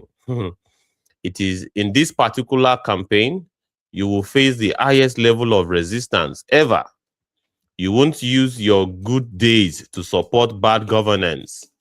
And in your last days, solicit help from the public. Our nation is sinking, and you guys are huge enablers of the destroying of those destroying it. You would be disrespected. Those days of enabling criminals are gone. Tag them accordingly. And of course, this is a video. I spoke about a particular actor, a veteran in the Yoruba film industry, Taiwo Hassan. Ogogo is a popular name. This man is known by tens of millions of people, all right, in the Yoruba side of things. But here he is campaigning for APC. And what he said during this campaign is very, very important. It exposes the inner workings of the minds of some of these popular figures. Ask any Yoruba person about Ogogo, and they will tell you they know exactly who you are talking about. This particular person that I'm showing you, that individual at the top left corner of that video section that wears the Emilokon cap with a Shane logo. Because that logo is not is a chain. That is a chain. You are holding people captive. But people don't know say that the meaning of that thing be that. That logo. Now chain, that thing mean handcuff. You handcuff people emotionally. But people have not yet to decode it. This particular actor is a very popular actor. But here he was, before this sickness. And most likely he must have been sick even when he was here. You know, because for cancer to progress from stage 1 to stage 4, you know, say there's supposed to be a detecting mechanism. Again, our health care system has collapsed because you have to have a detection, they call it diagnosis, a diagnosis strategy. Your system should be able to detect illness on time because you have to facilitate citizens going for checkup on time. But that one, no day. And it's very, very unfortunate. And here he is campaigning for APC. This is not about discouraging anybody from campaigning for whoever they want to campaign for. But the fact remains that what is the substance of your campaign? Hope is not going to bite you in the back. Let's play the video before we move to the article, and let's see if we have more time. I believe we should. So let's go to the video straight up. Okay. Come again, and this time a message to you, dear Nigerian celebrities. I've come again, and this time I bring a message to you guys based off a video I just saw. And we're in the campaign season, and for many of you guys, it is cash out season where you guys are going to make good money for yourselves, right? But you guys forget something very important, that at the end of politics, there's governance. Now, for whatever you cash out now might not necessarily last you for the next 3-4 years. And back to back Nigerians, we have watched Nigerian celebrities.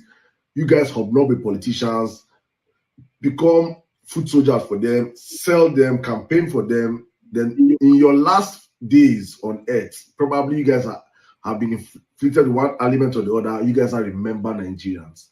But let's watch this video. Let me put this in context, please. Impossible sí lọ́rọ̀ tálákàn ọ̀rọ̀ kò wọ́kò tẹ̀rí lójú alákàn bíi bàbá gbẹ́múdá bá bójú ẹ̀yìn afẹ́ kò fẹ́lẹ́ pé gbọ́sọ̀ lọ́ba ẹnikẹ́ gbọ́sọ̀. Let's watch the next one. Hello everybody, good evening. I want to speak about that particular statement. That statement that he was saying about Oro. Let me play it again so that I will not quote it out of context. All right, let me not quote the out of context. It's on earth. Probably you guys have been inflicted one.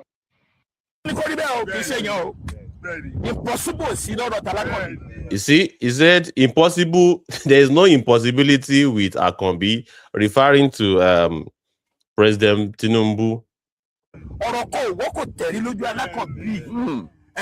suggesting that the man is, there's no way you can stop him. You see how they turn these people to emperors. These are the people that turn them to, because when you have people praising you and turning you to a god like this, how do you also feel like a god? You feel as though there's nothing you cannot do in this world. All thanks to praise singers. This is the man that is now very sick with stage 4 cancer. Praising Tinubu that there's nothing he cannot do. All power belongs to him. And when it comes making them to be demigods. Thank you. They are making these politicians demigods. They are making them like they elevate them. They put them on a pedestal. They elevate their status to the godlike status. Say impossibility. No, who tells you in an election that a sitting governor is a president? I don't even like using that word. A sitting governor, sitting president. Should he be standing? What do you mean by a sitting governor? A sitting president? All right, a president that have served for one term can be voted out by the people. That is a possibility. But here is this popular individual that I said, this man commands the influence of millions of Yoruba. There is no Yoruba family that doesn't know this man called Ogogo. Very, very extremely popular, and he has been acting since the early 80s. This man. So he's elevating Tinubu to a god. There is nothing. There's as an elite of that status. You have built your career such that people know you to this degree. You are still not able to say the truth that, well, I am supporting Tinubu. I believe others have the right to vote, and if he's not as popular as he claimed to be, or perhaps he have not served the people have the right to vote him out of office. That should be your position as an elite. You should give people the power. And of course, as you are using your influence to campaign for Tinubu, is also that you are basically validating whatever he has done in office. You are impressed. So the next question will now be, on what ground are you impressed of that man's performance? Is it because of your own private, pockets? Because if you endorse him, that will mean automatic money going into your pocket, or for the welfare of the people. And for a veteran like you that have attained that status, what else do you need? What else? Why should you still be worshiping money at that level? You have been a theater actor for at least 40 years. You have gained prominence. You are already at that stage. You should be at the top of Maslow hierarchy of needs. It should not be about money for you again. But here you are, genuflecting. You are still, let me not use some words or some language. And it's quite unfortunate. So I want to break that down, what is said, that is saying that impossibility no day. That how dare you? You are basically crippling the power of the people. And it's supposed not to be so. It's not supposed to be so. That's another thing that he said. He said there's a particular belief in Yoruba language that because a goat offends a lot. A goat, they will destroy things. They would goats are immense. Throw away your garden. Throw away anything. That is the nature of goats. They are very stubborn and very destructive. So in the Yoruba kind of settings or belief, they believe that after the goat have scattered everything or wreak havoc, if you now begin to place curse on that goat, that curse will not affect the goat. That is, if the goat look back, he go carry the curse where he curse him, he go carry and give you. That no mean say no go do anything he won't do again next time. That is the meaning of what this man is saying. That if a goat commits atrocity and destroys everywhere, that is, if Tinubu, even if he has destroyed the country, whatever cost that people are placing on him will never work on him. Just like the figurative description of a goat. You can see the elite that you have in your country, Mr. Abdullahi. Yes, when I look at artists and celebrities of his status or close to his status, like aligning themselves with the system that impoverish almost all of us and make us incapacitated and weak. When they're aligning with them, one thing that makes me to always wonder is that what are these people looking for? But at the end of the day, it boils down to the system. How do they take to get to where they are? Then, because it questions to their process of getting to where they are. And it also looks that they don't understand power of the people, because most of what they are doing at the end of the day is telling the people that you are of no relevance. All what we are doing it for our own selfish gain. So the people should also understand that all these celebrities, all these artists, whatever they are going to say, don't just listen to them and take everything hook, line, and sinker. You have to listen to them with critical mind. What are they doing? Is what they are doing beneficial to all of us? Are they trying to save the country? Are they trying to fix things?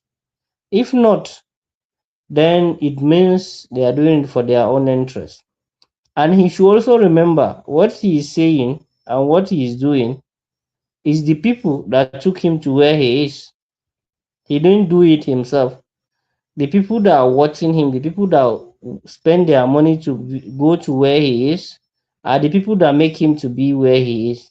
If today the people turn around from him, they said, okay, they are not in support of him anymore. So even the government he think he's campaigning for, or he's opening his mouth and rant like something else and speak as if he's talking about something that is supernatural that cannot be contained. So he should remember if the people turns their back and the something the government will turn back on him. Because all these celebrities, what they forgot is that when the people are not with them, even the government will not work with them.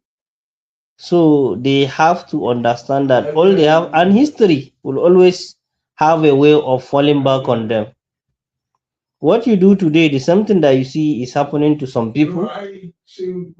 Punishment will still come to each and every one of us. Each and every one of us that do whatever we did, history will have a way of coming back to us, alive, dead or alive. Because even if he thinks he will be dead when things will start coming back, so his children will bear the brunt. His grandchildren will also, because they will be looked upon as the children of that person who contribute to the worsening of the situation, who campaign for the worsened situation in the country. So who contribute to the ruination of Nigeria. So they should also remember this. So it's very important. So that's my take, Yeah. because many of them are Very, like very, this. Many of them are like very, very. Yes, very, very important. Yes, many of them are like this. In fact, it is safe to say that 90%, over 90% of Nigerian celebrities are like this. And that is quite unfortunate. You know why it is unfortunate? Because, as I said, Maslow hierarchy of needs. For you to become a celebrity known by millions of people, that means you have attained the peak of your career. Number one, at that point in time, you are fulfilled, such that you command influence, and at that time yes, but you have what I level think of is wait. that 1 minute. At that time, you have attained some financial independence also, such that you should be priceless. That nobody should be able to control you around because of money. That is on one side. On the other side, let's even assume that you can imagine me and you, Mr. Abdullahi, after 30 years of public commentation, or being a public commentator for 30 years, and still yet we are still influenced by money to such an extent that we sell our conscience and tell anybody that is in power that whatever nonsense that is doing, he should continue doing it. Any cause that any causes that the masses are reading on top, the person cannot work, regardless of whether or not that person is not performing. That is sad. For you to, at that level, you are still not financially dependent enough that you still depend on the million, like 3 million where they won't carry give you. Yeah, you have been working, you have been relevant for at least 30 years. You have been relevant for at least 30 years. That is unfortunate. And that means that we are in more bigger trouble than we think. And I think it is more reason for us to indeed, take our issues very, very seriously. So without further ado, and that will be that about Ogogo, because the video is quite a lengthy one. But this just highlights, we just believe that we can highlight this particular part so that our audience can see the degree of how rotten the system is. Let's just take that other article called, let me look at the name and give you feedback. Let me just let's look at the name and okay, so sorry. I think we should go So to that the response to the Tibaba Ahmed. I was about to ask you that should we go to response or we should take that other article? So let's No, go we to the should take the response, right? response. Response to Baba Dati Yes, Ahmed, right? Okay. yes. And lastly, Response, in relation to the artists, Nigerian yeah, proceed. celebrities, to Yeah, me, what proceed. I think is that most of the things that are happening is also in relation to how they take to get to where they are. It's also something that we need to look at, because some of them, if you look at the process that took them to where they are, to the position they are, is something, and they also their lifestyle. They have a lot of lifestyle that them too sometimes they are running for justice. So they have to align with the reunion so that they will keep running for the justice, and they don't know that you can't run for justice away from the justice forever. One day the justice will catch up with you, because the highest form of justice is living this earth. So you will leave the earth, and history will not forgive you, because history is not human that can be manipulated or can be given money or induced by money or anything. History will still remember you for what you did and who you are in true sense of it. So most of them is because of their own personal interest most of the times, because of one or two things that they did, and they are trying to cover it up. So that's it. Just open the article, let's read it as time continues to go, because we are over 2 hours now. So I'll do the Yes. reading, then we'll do. I think what we just have to do is let's do the summary. Okay. Let's do the summary. Okay. You can read the summary. Yeah. Then I think after every paragraph. we can read it at least fast, because I Okay. think our Okay. producer also is interested in the article. Okay. So we Okay. can go ahead and do Yeah. it very fast. Please proceed. Okay, thank you. Just open it, please. Yeah, wait, I'm about to share the screen. I'm coming. Okay, thank you. I will share the screen now. Let me just take this one out of the studio, then share the screen. Okay. Okay. Yeah. That's it. Okay. So proceed. All right. So this is a response. He said the title of the article, my response to the Tibaba Ahmed over my comment on ex-Nigerian military dictator Ibrahim Badamasi Babangida at 85. Compassion does not require historical amnesia. Dear Dati Baba Ahmed, yesterday at the National Peace Committee event, I met Dr. Hakim Baba Ahmed, Dati Baba Ahmed, elder brothers and PPR chairman. I gently tapped him on the shoulder to say hello while he was standing with others. He immediately turned to me and, in the presence of his party presidential candidate, former Cross River State Governor Donald Duke, declared that he was my number one fan. We laughed about it, but he reinstated that he wasn't kidding. Donald Duke and I also exchanged a few words on the sidelines, including about something he has always enjoyed teasing me about, my advocacy for legalization of cannabis. Later, when all the presidential candidates gathered to sign the peace accord, Dr. Hakim Baba Ahmed met me again. He handed me his business card and told me that no matter what I face, I should never change my position on social justice. Earlier today, I messaged him to thank him for his kind words at yesterday's meeting.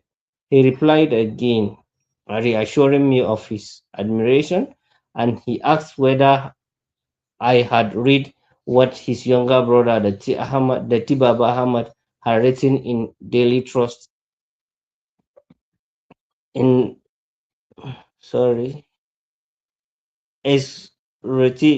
escalating me over my comment regarding former military dictator Ibrahim Badamasi Babangida on his 85th birthday.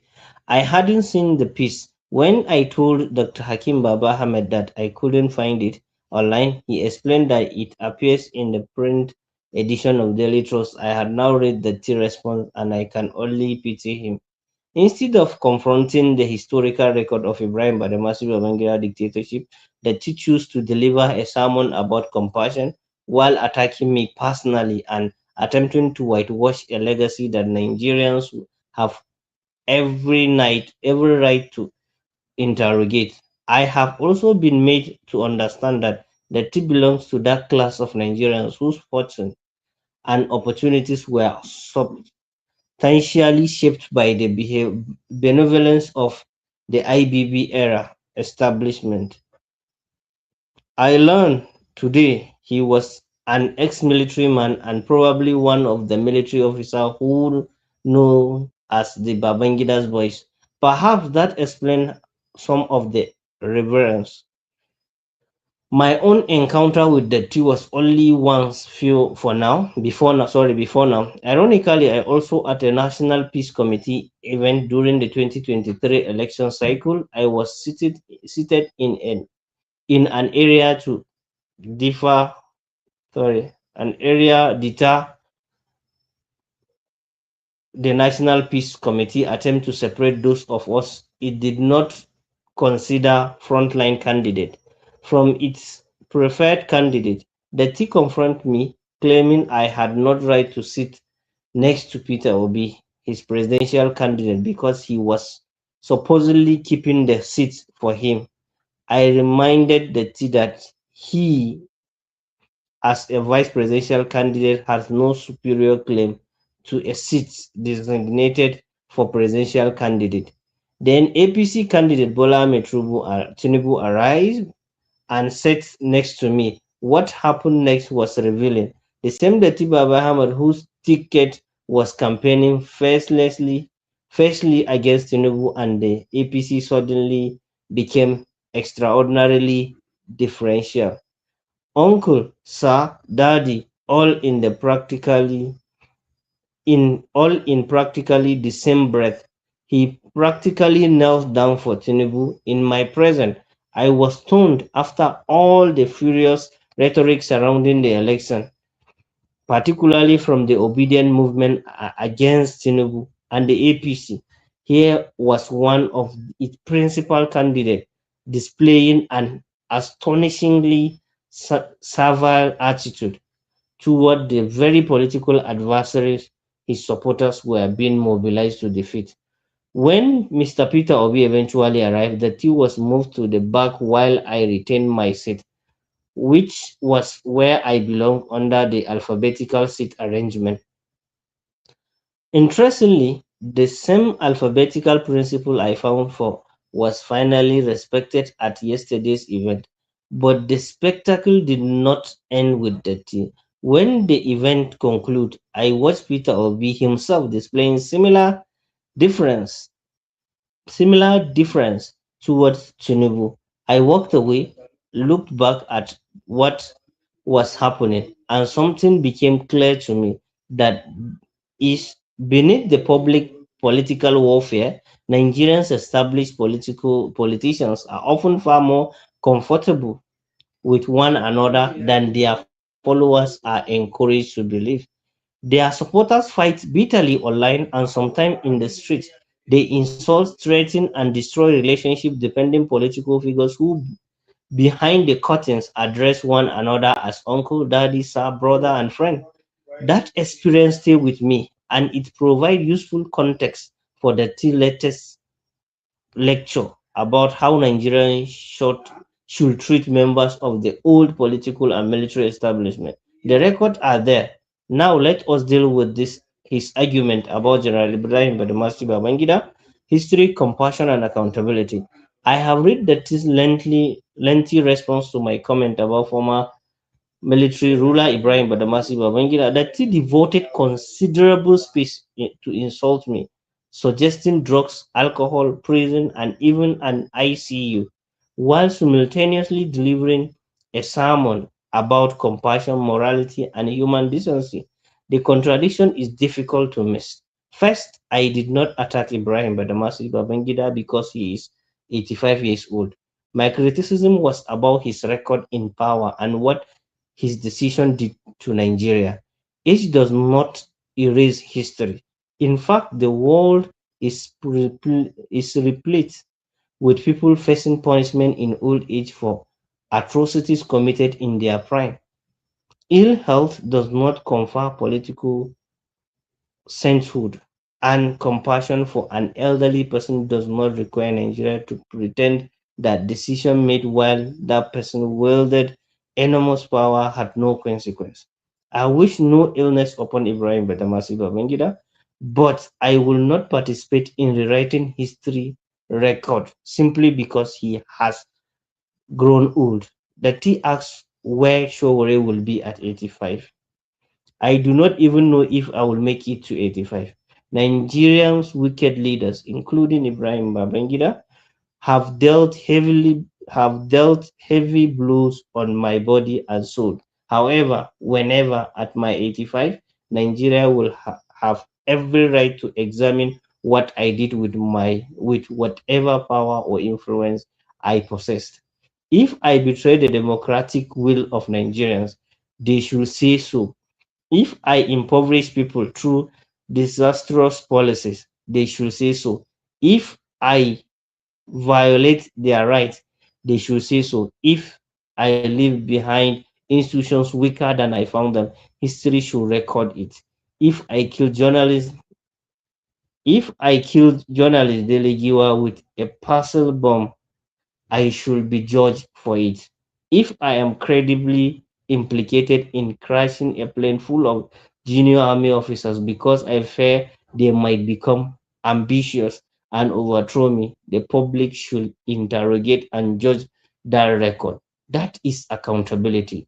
The T lectures me about compassion while speculating about alcohol, drugs, prison, and ICU. He wrote that perhaps alcohol or drugs will destroy me. Politics might confine me to prison, or people might restrict me to an ICU. Then, almost in the same breath, he preached about humility. Apparently, his compassion extends to powerful former ruler, but disappear when dealing with political opponent. I have already experienced prison and detention because of my political belief and activism. That it does not need to fantasize about them for me. Then he described Babangida as a revered former Nigerian leader. Revered by whom? That he is entitled to revere him. Millions of Nigerians are equally entitled to remember his disastrous rules differently. History is not determined by the affection of political elite. Babangida himself has now acknowledged that MKO Abiola won the June 12, 1993 presidential election and has accepted the responsibility for decision taken under his watch. So what exactly is immoral about Nigeria remembering the consequence of that history? The T invokes Babangida's supposed rule in managing Nigerian political crisis. This is precisely the elite rewriting of history that I reject. A ruler cannot create or defend political crisis and then demand eternal gratitude for managing them. The June 12th election was not some minor administrative disagreement. Nigerians voted. MKO Abiola won. The democratic process was cruelly truncated for selfish reasons. Babangida himself now admits Abiola won. That is not my imagination. That is history. The T also speaks about Babangida's support for democracy. Democracy means respecting citizens' vote and their right to choose their leaders. You cannot annul Nigerian express democratic choice and then have your admirers have your admirers demand that history remember you precisely as a defender of democracy. The most elementary democratic principles in is that when citizens vote freely, their vote must count. The team mentioned that I criticized him in 2023 for calling Tinubu uncle. Yes, I did, and I stand by my principle behind that criticism. The fact that today you no longer stand with the toxic and fraudulent package political expression and company you kept in 2023 only reinforced my view about the deceptive nature of establishment establishment politics. Nigerian political establishment has spent decades turning public affairs into a family reunion. Uncle, daddy, leader, baba, your excellency, the culture of excessive differences to powerful people is one reason accountability remains so difficult. A president is a public servant, not my uncle. A former military ruler is a historical figure whose record must be interrogated, not a family not a family patriarch before whom citizens must kneel or gi- mm, genuine fact for. Sorry, the word here is giving me something. Genuflect. You want me to worship before the altar of your fallen god? I will not. Respect is earned, accountability is mandatory. The T says courtesy does not mean surrender. Fine, but neither does criticism mean cruelty. I wish I could separate respect for Babangida's humility from condemnation of his political record. But IBB record leaves me with little humanity to create. A man whose regime exalted his close friends, Mamambasa, after a coup trial cannot simply have their history erased by the passage of time. What I will not do is confuse respect for old age with surrendering historical truth. The thesis political disagreement should not make us lose our humanity. I agree, so apply that principle universally. Apply it to the poor, apply it to the protesters, apply it to the political prisoner, apply it to the worker whose livelihood have been destroyed by bad government. Apply it to young Nigerians whose future have been repeatedly squandered by leaders, celebrated at elite birthday parties. Humanity cannot become a doctrine reserved for powerful men when they become old. Adetiba Ahmed says people like me seeking to rule Nigeria, the real danger. No, the danger to Nigeria is not citizens who refuse to worship former wicked ruler. The danger is a political culture nurtured by your types that repeatedly rehabilitates failure, protects privileges, and demands silence from anyone who refuses to participate. The danger is historical amnesia. The danger is treating powerful people as untouchable, while ordinary Nigerians bear the consequences of their decisions. My politics has never been about hatred of individual. It is about system. It is about accountability. It is about institutions that work for all citizens, regardless of class or social status. It is about refusing to accept that Nigeria must permanently rotate between the same political families, military era power brokers, their proteges, and their associates. I don't care whether the person responsible is 35, 55, or 85. If you exercise power, if you exercise public power, your record belongs to the public. Finally, you are free to respect Ibrahim Babangida. You are free to call official but uncle. That's Bola Ahmed Tinubu uncle.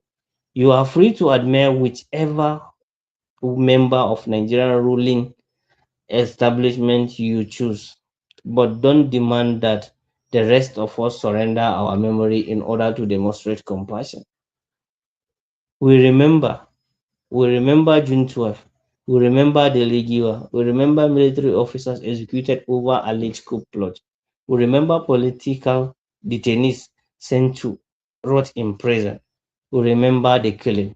We remember the controversy surrounding the looting of 12 billion US dollars from the 1999 Gulf War oil windfall. We remember the structural adjustment program and the economic devastation Nigeria associated with. We remember the corruption. We remember the deception. We remember the self-styled evil genius and the political and the economic legacy his years in power left behind.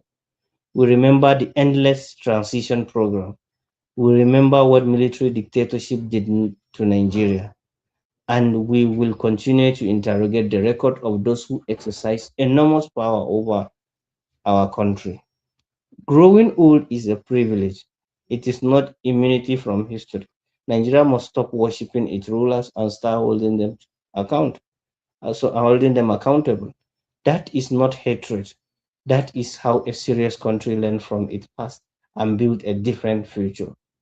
Hashtag revolution now. So this is a response to the Tiba Ahmed former LP vice presidential candidates. Response by a current AAC presidential candidate Omoyole Shore. So thank you. That's the article. Sorry for my maybe mispronunciation of some words. Thank you so much. Just one or two. English is not our major language, so it's not a thing. You know, if now your language now you know pronounce well, now I go come for you. English, it will be English. So yes, you know, we have that article is very, very powerful by Omoyole Sowore, the presidential candidate of the African Action Congress, and it's actually a revelation, all right, of waiting happen, all right, between himself and Dati Baba Ahmed, and of course Baba Ahmed's senior brother that he met at a particular event, and of course Dati Baba Ahmed wrote a piece that he did not even publish on social media. Sowore had to go get the physical copy, the hard copy of it on the newspaper, and he responded, setting the record straight. All right, because the article published by that Baba Ahmed was indeed just a sanitation or trying to whitewash history. All right, and Sowore was saying that Baba Ahmed has the right to reference and to worship the ground that Babangida walk on. That is fine. If you want to worship somebody, you have the right to do that. But you trying to rewrite history, you know, all of the atrocities of Babangida, it is satanic. It is devilish for you to try to whitewash history. And that is very, very important. And this is what is called citizens' duty. We have a duty to indeed set the record straight and not just whitewash history. Whatever Tinubu is doing today, in 20, 30 years, there will be people that will want to whitewash that history. And there will also have to be people that should remind that generation at the time what actually happened during the time of President Bola Ahmed Tinubu. Nobody now will be saying, me, I will be alive now. You can imagine Mr. Abdullahi, in 30 years' time, some people will now be whitewashing. They will now be telling us that Tinubu is the best and the greatest president ever, that we were lucky to have him. And are you going to sit down and watch that? Are you not going to set the record straight as a public commentator? That's the same thing I'm saying about Nigerian celebrities. What you did today will not be forgotten, even if because people are documenting, people are writing, social media is documenting, the internet is documenting. So we'll also go back to history. So whosoever is going to come and say all that is his own opinion, and we cannot stop him from saying his opinion, but history have to be said in clear terms. Your relationship with one person, that doesn't change history. The relationship of that person and how he used the opportunity that was given to him is what matters. Because you have personal relationship or personal close relationship with someone, or he did something, you alone cannot determine whether that person is good or, but his relationship with majority of the people is what matters. Because you can't say one is judged by one or two relationship with one or two people. No. If you are given office, how do you use the office? If you are given opportunity, how do you use the opportunity? How do you manage a situation that is at your own disposal? Because you becoming a leader, even at all strata of life, be it big or small, history will remember you for what you do with that office. So what Yele is saying is not something different. It's just setting the record straight. And nobody should go against anybody when he's saying the record straight. Yes, he is 85. Yes, but we have to. Okay, why is what are even people concerned about him being 85? Is because he was once in Nigeria. How many people are 85 in Nigeria? Who is he? All Nigerians' responsibility. He once ruled Nigeria, and Nigeria is at a mess now. What we have to ask, what are his contributions? And we always say this, that you are not a successful leader until your so the person that come next to you succeed. So to me, anybody that rules Nigeria since the beginning till now, I cannot say that they have succeeded, because the people that come next to them always perform worse. So them, it means that they did not do well. So it's a systemic issue, and we have to hold them to account. They contribute in one way or the other in taking us to where we are today. The mess, the road system that promote injustice, promote corruption, things that are not working for all of us. A country that we are all not proud of.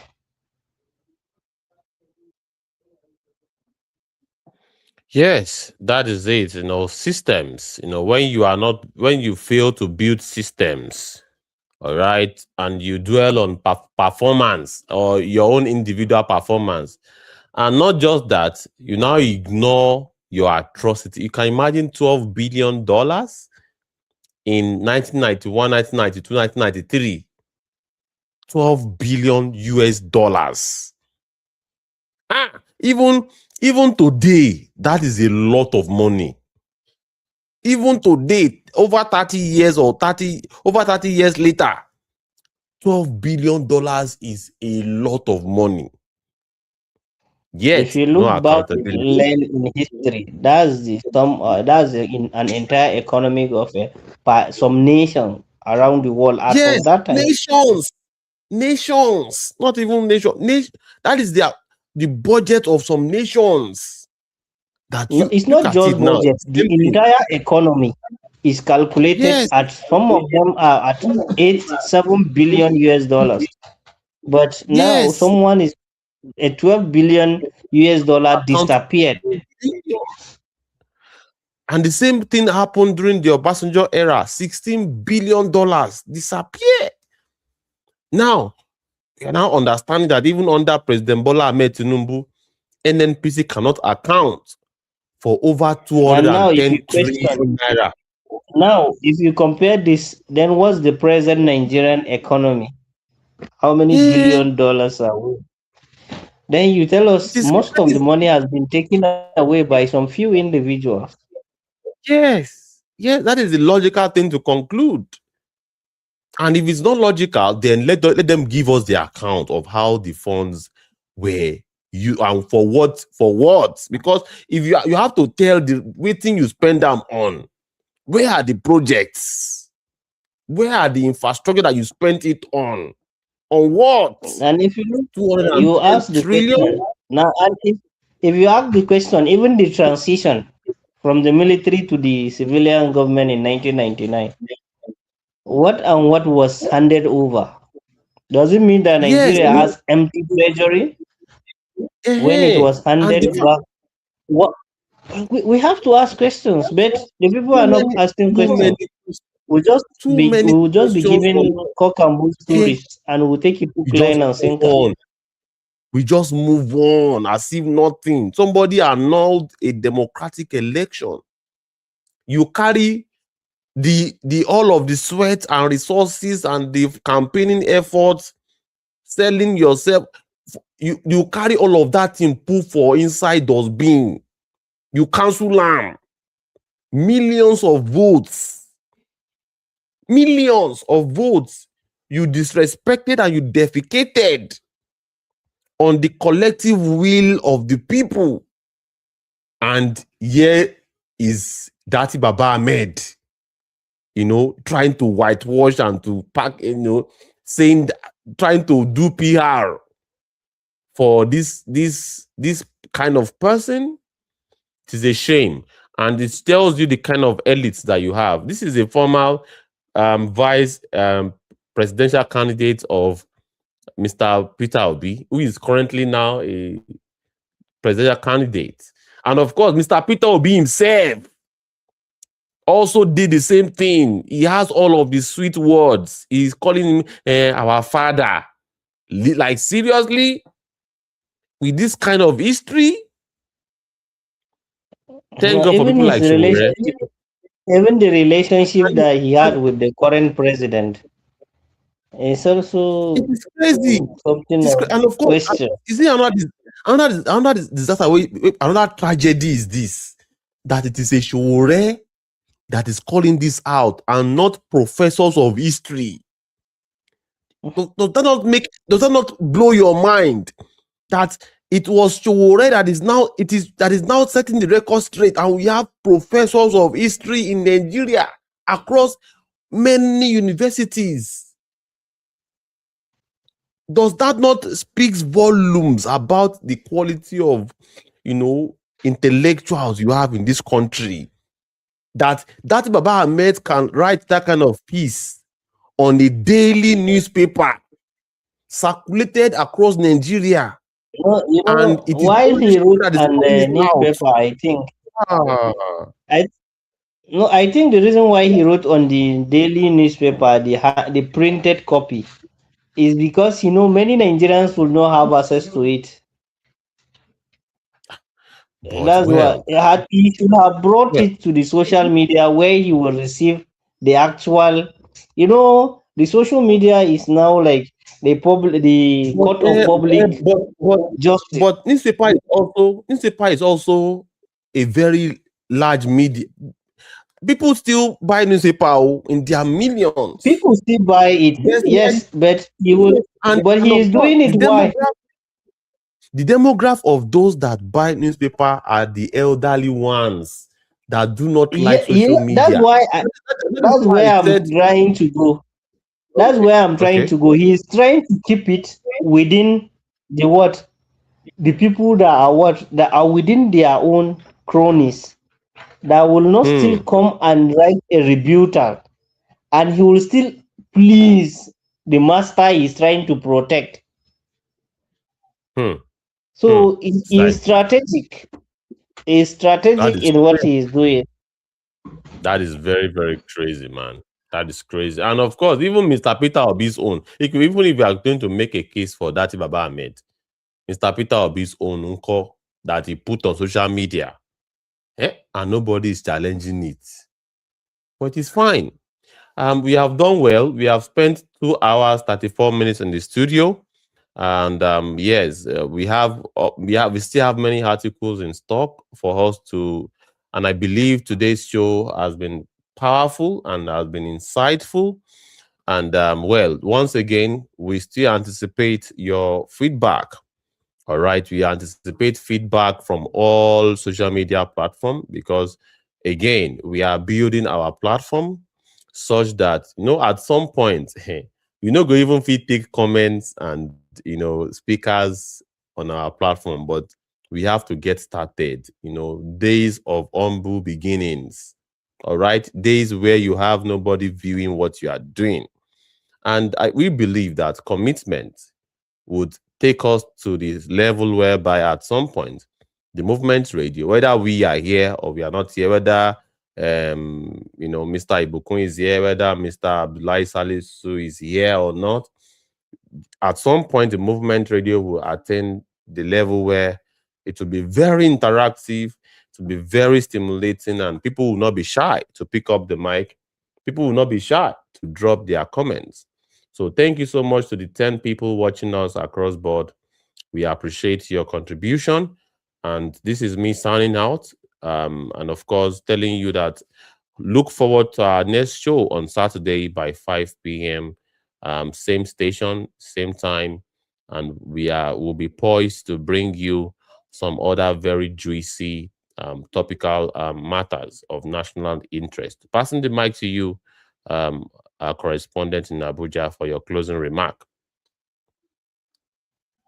Okay, thank you, everyone. Thank you to each and every one of you across all the social media platforms. We thank you for your loyalty. We thank you for your doggedness, for your resilience, for your sustainability, like coming always, your consistency. We respect that and we don't take that for granted. And your likes, your share, your subscribing, your comment, we don't also take that for granted. We want you to continue with the resilience. We want you to, let's continue on the same vein. Let's continue sharing. Let's continue inviting. Let's continue discussing. This is a Nigerian project that we always see. And we say movement radio is the voice of liberation. All what we're after is let's liberate ourselves to as truly in true liberation, which means the liberation of the mind. So let's move, let's continue. Let's see ourselves on Saturday. And don't forget, if you miss the beginning, you can always replay. You can always go back to our previous episode. Listen and look at the consistency. Look at how we keep going. Look at how we keep doing it. You can't find it anywhere in any of the conventional media. So movement radio is the alternative, which will give you the opportunity to always get the right information. What will inform you, will educate you, will enlighten you, and will point you to the right direction.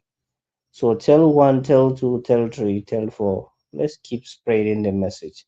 This is a Nigerian project. I remain Abdullahi Salisu from Abuja. Let's see you on Saturday. Thank you. Yeah, thank you so much. Bye bye. See you next time. And keep being conscious. And we are the Movement Radio, changing narratives and empowering minds. Enjoy the rest of your day from wherever you are watching us from. Bye bye.